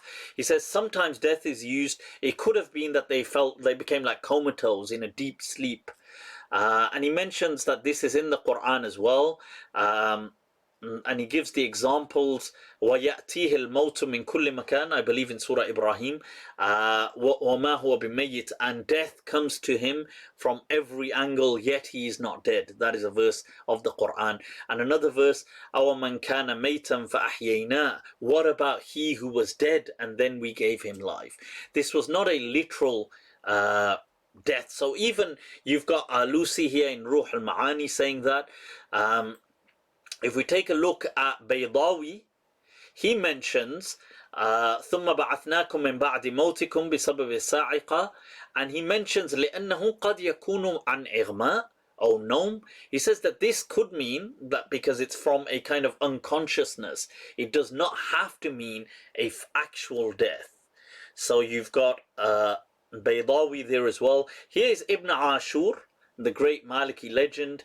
He mentions that very similar to a contemporary cardiac arrest situation. So he mentions here that, look, he says, وَإِذَا حَصَلَ عَنْ حَادِثٍ قَاهِرٍ مَانِعٍ وَظَائِفَ الْقَلْبِ مِنْ عَمَلِهَا كَانَ لِلْجَسَدِ حُكْمَ الْمَوْتِ فِي تِلْكَ الْحَالَةِ.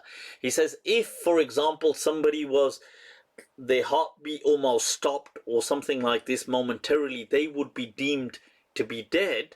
And he mentions, just as doctors say today, but they may be revived, or they had such a low heart rate.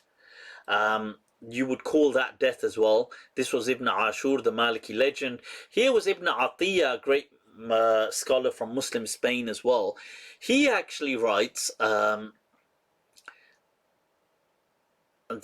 min ba'di maut, what is it? وَقَالَ قَوْمٌ, he mentions, and some people have said, إِنَّهُمْ, where are we, sorry. He mentions that they asked Musa, and يَجْعَلَهُمُ اللَّهُ أَنْبِيَاء, that this was that they were revived as they became prophets once again. This is one of the kind of interpretations. But I just wanted to, the reason I mentioned that is because people sometimes say, oh, Mufti, you're making all this up and there's no precedent for any of this. You're saying this, but who has said these kind of things in the past? So I thought, well, look, let me quote different people. There's obviously Alusi, there's Baydawi, there's Ibn Ashur, and there's obviously Maulana Abdul Karim al-Athari, people like this. So my point of saying this was, no, first of all, Allah did not command the Israelites to kill themselves. That was a kind of, it was said to almost rebuke them by Musa alayhi salam. And two, that it wasn't an actual death, because Allah mentions in the Quran, لا يذوقون فيها الموت إلا الموتة الأولى, that the only death that people only taste that once. That's it. So I hope that answers that question. All right, what is going on, people? What is going on? All right, all right, all right. Take a little. Oh, people, I said I was going to do a little review of some perfumes. So I found some lying around. I know people are into their fragrances. And since I'm well into my fragrances, I'm proper an addict of trying to get hold of loads of niche kind of perfumes and things like that. So I thought, well, I've got these, why not? Tom Ford. I mean, there's others, but I thought, well, I'll pick out these two, do a quick review on them. And I thought for women's, to contrast it, I thought since I was looking at two of them, why not two of the same, of another brand? And I could see Lancôme, and I got this was La Vie est Belle, and you've got La Nuit Trésor. So I thought, why not, people? A quick few words on some of these, those of you that are really into your perfumes. So it really is something that I would I would say it's something to get quite involved with if you can. I encourage it anyway. This is, an epic make by Tom Ford, his Oud Wood Eau de Parfum. This, people, those of you that are into it, and the perfumes generally are divided into 3 layers. So as you kind of open it up, you'll have the opening kind of notes, which will only last usually really under a minute. That's just it hits you, the strong, that's the kind of hook. And then you have the heart notes or the middle notes, which will last usually maybe an hour, sometimes depending on some a bit more. And then you've got the base notes coming through, and the base notes will last several hours. And that's that's what makes up the whole fragrance thing. This, if I spray some on right here, right, as soon as you kind of smell that, straight away you get this the opening notes will have this kind of like a cardamom, kind of elaichi, peppery, that kind of feel to it. And within no time you get this this kind of oudi presence coming up, but it's mixed in with there will be vanilla. It's a very smooth, this, if you don't, I don't really like my ouds so much. Not an oud fan. So if you're not too much into oud, then this is brilliant. It is an absolute, because if I used one word to describe it, people, I would say smooth. It's a very smooth kind of smell. It's woody, it's oudy, but just a subtle, it's kind of like vanilla-ish. It's got a strong vanilla base to it. And if anything, not only does it have a nice heart note, but, a few hours later, it has a strong longevity, by the way. So hours later, you're going to still be able to smell it. Maybe by the evening, you can still smell it. And then it smells epic. It's a very kind of warm smell. So if you want something like that, something smooth, that would complement almost anything, I would say, people, that's definitely one of my favorites from Tom Ford. I've tried out quite a few of Tom Ford stuff, and I'm not really that sold on the Tom Ford thing, except a few. This is the other one that I'll be just mentioning today. This is my go-to, people, honestly. Epic, epic, epic, epic. Right, so let's just... Alright, people, this...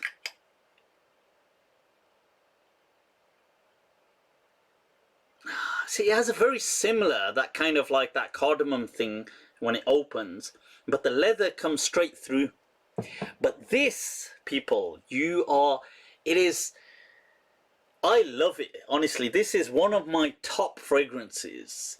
I find it very masculine, even though Tom Ford will say women can wear it as well.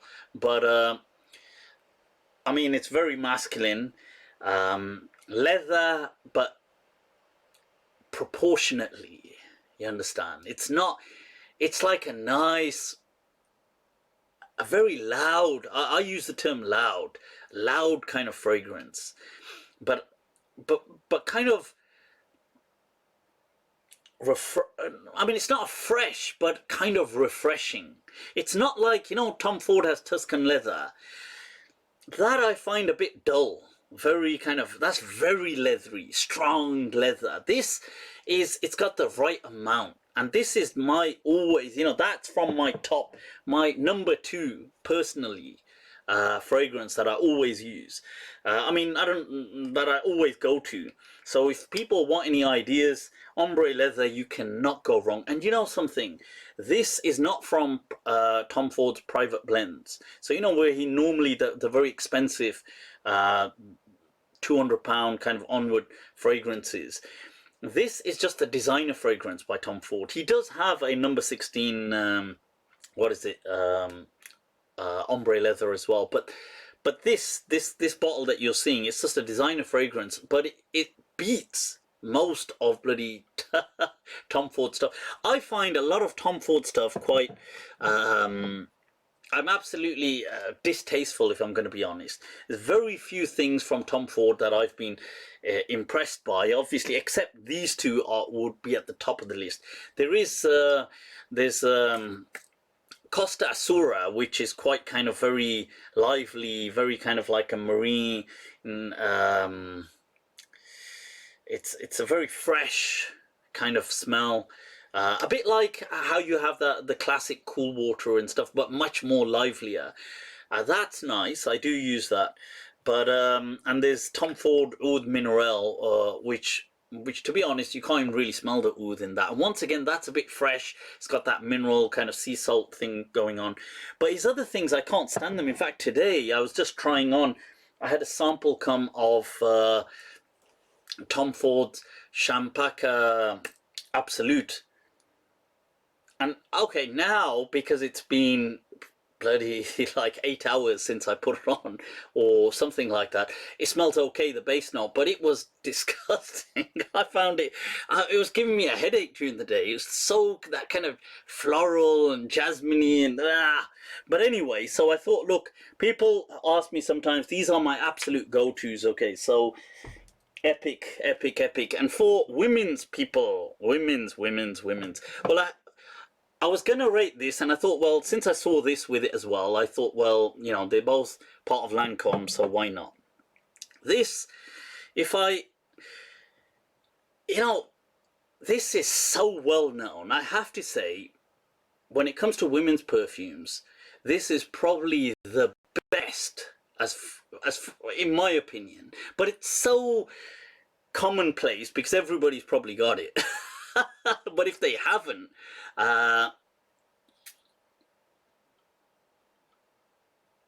epic. That is an absolute, it's very kind of fruity. There's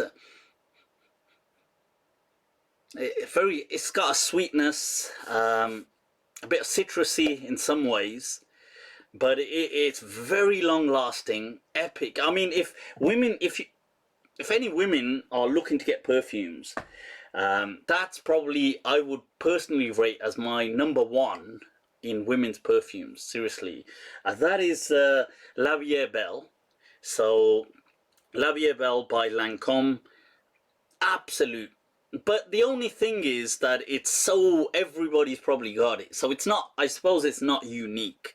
It's one of those that everybody has it now, but if you don't have it, it's a chart smasher. That's what it is, honestly. Absolute must. I thought, well, since I was looking at that Lancome, and that was La Vie Belle by Lancome, so I saw this one and I thought, why not then? What the hell? Since I was doing 2 of the Tom Ford, I'll do 2 of the Lancome. This is La Nuit Trésor. It does come in a series of 4. This was the Eau de Parfum. Now, this,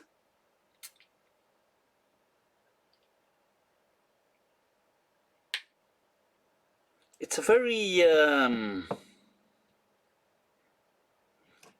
it opens up a bit fruity.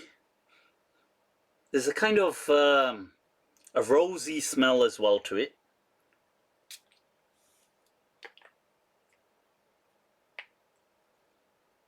And it does have a bit of that kind of, it's very sweet, very sweet. This is called La Nuit Tresor.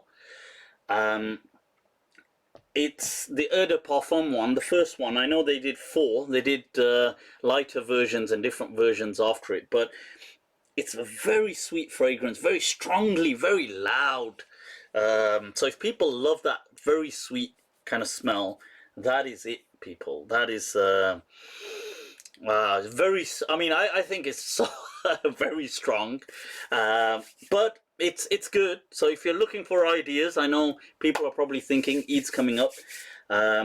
So that is something definitely, it has a, like a caramelly kind of undertone, vanilla-ish as well. But yeah, but definitely you can't go wrong with these kind of things. I thought I'd recommend some. People have been asking. Cool, somebody said cool water in the day. Yeah, in the day. But I thought some of these are, I mean, these are not necessarily niche, but some of the perfumes that I'm trying out all the time very much are. But I thought I'll speak. Today I'd been trying out 4 actually. I won't go into them, but one of them was that Champaka Absolute by Tom Ford. There was Joe Malone's Pomegranate Noir, which, you know, it's faded now, but it's so earthy. It felt like, you know, after rain, that kind of smell. With woody, it's really strong. It was reminding me of the village in Pakistan. Honestly, I was quite shocked.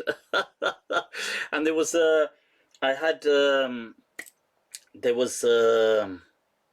Joe Malone wood sage that. And there was another one as well. Which did I get today? A sample. I got MFK. That's it. Francis Kirkjean's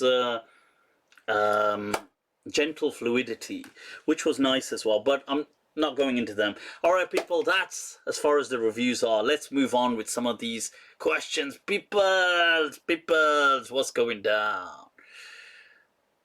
Right. Chanel, somebody said about Chanel. I will do a review of some of the Chanels.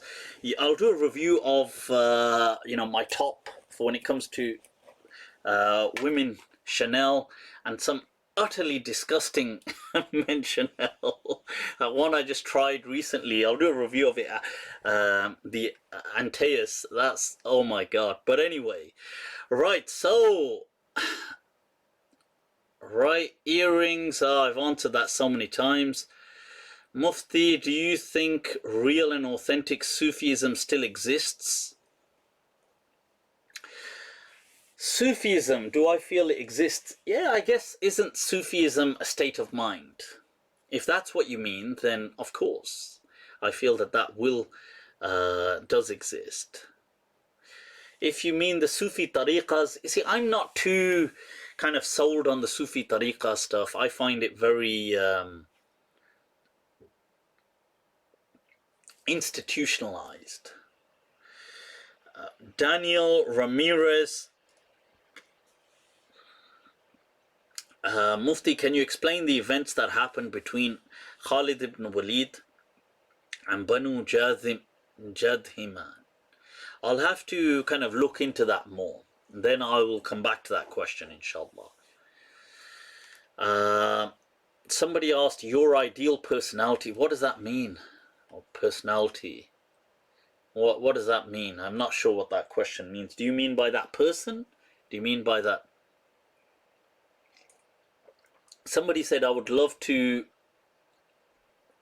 Iman, your question on personality, I don't understand it. You need to explain what personality means. Do you mean like a celebrity personality? Do you mean like a... I don't know what personality means there. Alright, so...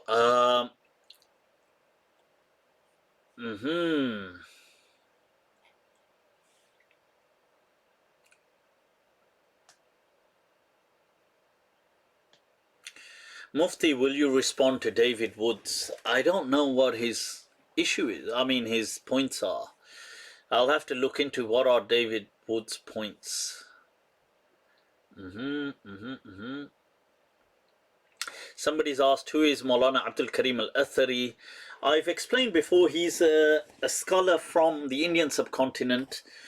He's part of a whole league of scholars that seem to have kind of fallen by the wayside as a more standardized version of Islam re-emerged in the late 70s into early 80s of the Indian subcontinent. There seems to have been, with the rise of the era, the Mujahideen era of Islam, there seems to have been this further cementing of the standardized view of Islam, and it's this hardline militant view. And countries like Pakistan on a state level kind of assisted, like, so, you know, you've got General Zia, who was very kind of hardline in his Islamic thinking. He kind of supported that. The whole movie industry kind of followed that. It's interesting, I spoke about that in the past, how the Pakistani movie industry, which is nothing compared to Bollywood, but how they were on par in the 60s and 70s, and the Pakistani movies were very kind of all about romance and all about this kind of stuff. And then what happens is these movies, with the rise of the kind of military in Pakistan, not the rise of the military, but with the martial law coming in with General Zia, he outlawed these kind of movies. He wouldn't allow them to be passed. Anything romantic was deemed as immoral. But the irony is they allowed still violent movies. They didn't see violence in movies as immoral, which is an interesting take. So they allowed, so hence the rise of the whole Molajat culture comes on the back of that. And then that lasts right up until the early 90s. But by then there's this whole culture of, you know, it's Molajat. Oh, Molajat. Right, so what's going on, people? Why is Taraweeh forced in the Mulvi sect? I know the Sahaba did it, but the Prophet didn't go as far as, is this more of a tradition? Yeah, and it's also the Hanafi fiqh is quite hardline on Taraweeh. Taraweeh, according to the Maliki madhab, is, you know, it's just recommended. It's not even like a really, the way we call Sunnah. We say Sunnah is for like the regular practice of the Prophet. This is just mustahab, just recommended. And yeah, it's good if people do it, but you definitely can't tell people to do it, you know. So I had come across that. Damn, I wanted to play that clip. I forgot it. There's somebody sent me this clip of this nasheed. Confirm Jannati hai. Confirm. Confirm Jannati hai. Confirm. Reservations been made, people, with God. It's sorted.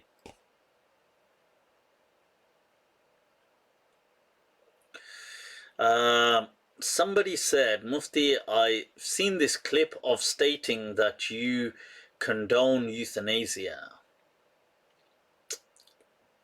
Could you explain?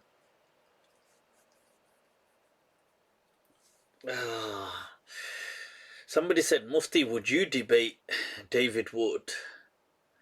I don't know what the issues are. I mean, I'd have to look into what are his issues and if that's my field. If he's trying to debate on the Bible, I'm not an expert on the Bible. I mean, there's no point debating me on the Bible. The other thing is, when it comes to views on Islam, you see, the issues some of these people have with people like me is that I don't fit their model of, you know, the Muslim that they want to refute. So they probably wouldn't, you see, because like they might say something like, I don't know what his point is, but for example, they might say, oh, well, you know, this is wrong in Islam. And I might say, well, I agree, because I say this is the correct view. And they might say, well, you know, Aisha's age was 9. And I'll say, no, it wasn't. It was in her late teens. So I agree with you in what you're saying. And they might say, you see, so a lot of the things they find issues with, I also find issues with. So to them, they're in an awkward position. You see, I'm, theologically speaking, I'm southpaw. See, because I'm a southpaw, if I can use that term, they don't know how to position themselves, because they want me to be like the other people, so it's easy in making sense, in refuting me. But it's not easy if it's kind of like a cognitive dissonance for them, because everything they're going to say, I would pretty much, I mean, maybe I don't know his specific points, but I know a lot of people who criticize a lot of Islamic things. I also criticize those points, but I would present a different Islamic view, and they might say to me, oh, but that's wrong, you need to accept that view. And I'll be like, why do I need to accept it? They want me to accept it so they can kind of thrash me on it, but I don't accept it anyway. So yeah, so that's somebody said, Mufti, please answer to Alethea. I don't know who that is. I don't know what that question is. Right, so somebody had asked about euthanasia. Yeah, I mean, you see, what I had said is I feel that there should be, and that there should be room in Islam, in my understanding, for euthanasia. Everybody agrees on some aspects. All Muslim scholars accept some aspects of euthanasia. So they accept the involuntary, passive, that, that the doctors switch it off or the relatives switch it off. That is still euthanasia. But they don't accept for example, the voluntary active. So if a person was to say that, look, okay, I want to switch it off, or I want to take something to kind of like end my life now. You see, I feel that there would be that there is room for that discussion in Islam. I don't feel that being compelling, and I think it's an act of cowardice to force people to kind of live their lives in that state. And I'm not just saying people who are sad or depressed. I'm talking about people who are in a stage of life where there is no, it's just suffering. So that's why, I feel that there is room for that discussion. People may disagree with me, but like I care.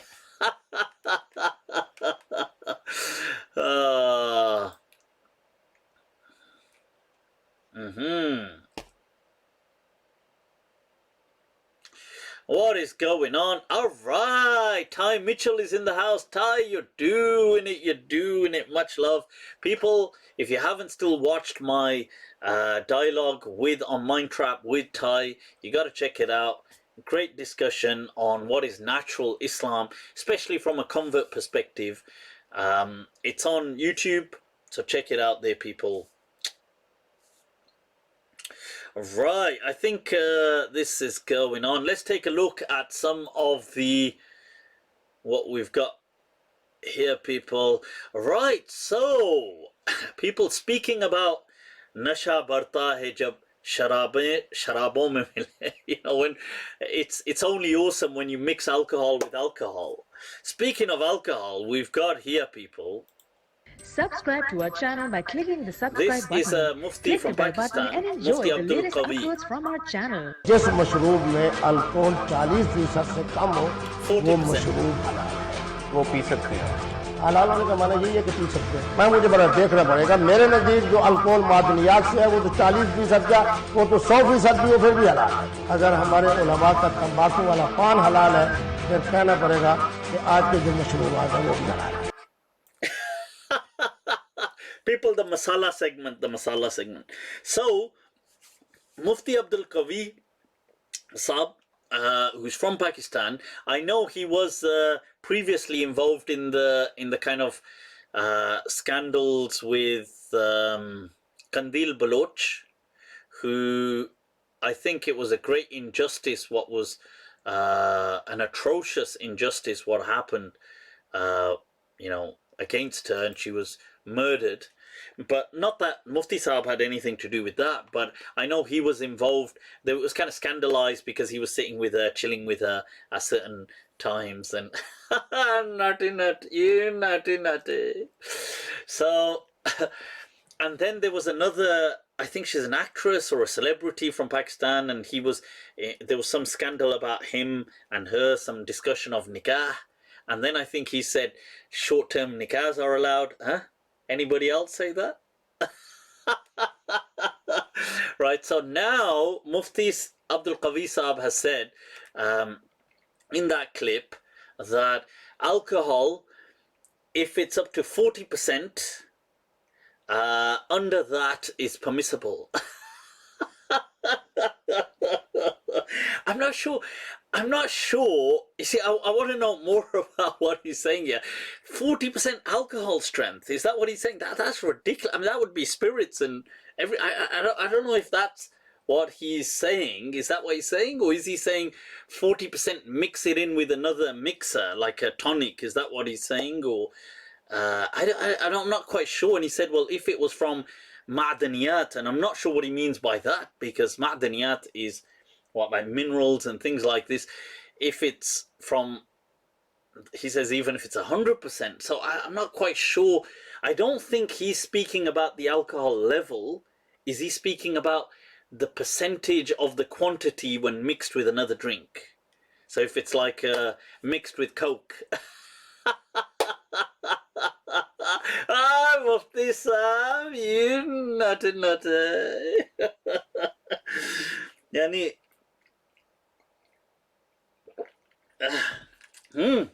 नशा बढ़ता है जब शराबें शराबों में मिलें. But Mufti Saab, I mixed this one with that one. And I think what he's basing this on is he's basing this on the Hanafi fatwa, I think, of Nabid. I understand this is what he's kind of, but I want to hear an explanation. What? I'm like, and he's saying, well, because I didn't get the analogy at the end that if cigarettes are okay, then this is okay. I didn't get that analogy because that totally didn't make any sense. I tried to find an explanation on YouTube, but then I just ended up finding an interview where this lady's the anchor is really going in at him for the scandals, not for this though.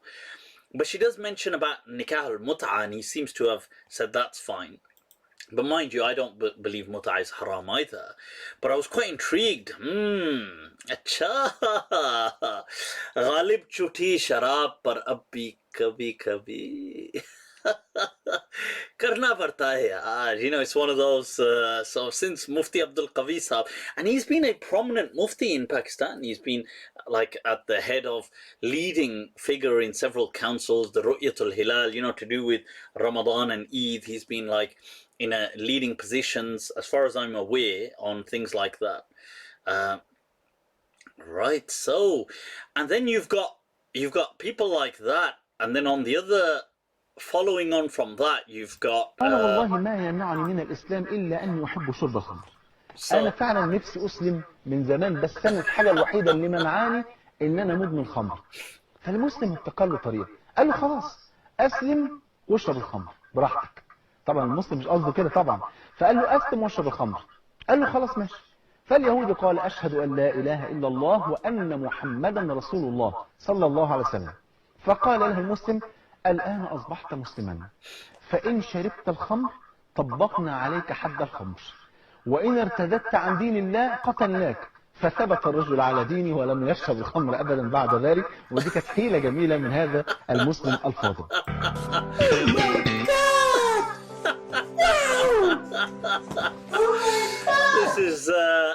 This is what we're dealing with, people. This is what we're dealing with. And this is the kind of... Sorry, I have to just play this.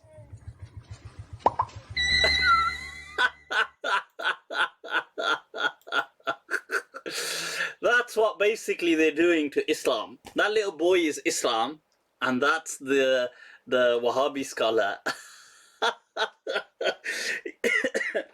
He basically just said that some guy, some Jew, wanted to embrace Islam, and the only thing stopping him was alcohol. He loved alcohol. So somebody said to him, you know what, why don't you, that's fine, you don't need to drink alcohol. I mean, sorry, you don't need to give up, just become a Muslim. So the guy said, okay, ashhadu an la ilaha illallah, ashhadu anna Muhammadan Rasulullah. And then the guy said, aha, now that you're Muslim, we will, if you drink alcohol, we're going to lash you. And the guy said, well, that's not a fair, you know, I'm not so happy. I said, but if you leave Islam, then we're going to execute you. And then he goes on to say, وَهَذِهِ حِيلَةٌ طَيِّبَةٌ. This is a good, like, this is a good trick to get people into Islam. So basically, he was like that bitter mum, and Islam was that little kid, and then he just kind of kicked Islam in the nuts there. Aye, Sheikh. This is what these people are doing to Islam. How on earth is this a hila tayyiba, or a hila jayyid? How is this a good loophole? God does not need loopholes. The angels are like, huh? Acha, acha, acha. Acha, acha, yahan bhi God baithe hue hain. They're like, acha, this is another God. You know, these people, honestly, they completely, this is the thing. So the solution to them would have been Mufti Abdul Qawi. He goes, Al-Qawi. 40%. 40% what? 40%. What 40%? 40% what? Right now I drink it. I drink it right now. I drink it. Give it. 40%. You gotta love it, man. You gotta love it. People, we've gone on for so long today. You know what? It's been awesome as always. You guys, shukran for really hacking through the night. I know we began late. If you do, somebody asked, do I watch football? I don't. I just don't. I just don't find it kind of fascinating. Right, so do people remember to like, subscribe. I'm having new videos released every day, so people click the notification icon. Spread the love, spread the fitan and fasad, people. Don't be stupid. I forgot to mention, now that Tekashi 69 is out of, he's been released. So people, by not clicking on the notification, you're being stupid. So yep, any questions, reach out to me. Facebook Messenger, Instagram, I do check my messages. I do try to check them regularly. Do reach out to me. Other than that, take very good care of yourselves, people. I'll bring up my my kind of pages where you can click, subscribe, like. Other than that, take very good care of yourselves. Remember me in your du'as. Wassalamu alaikum wa rahmatullahi ta'ala wa barakatuh, people. Over and out.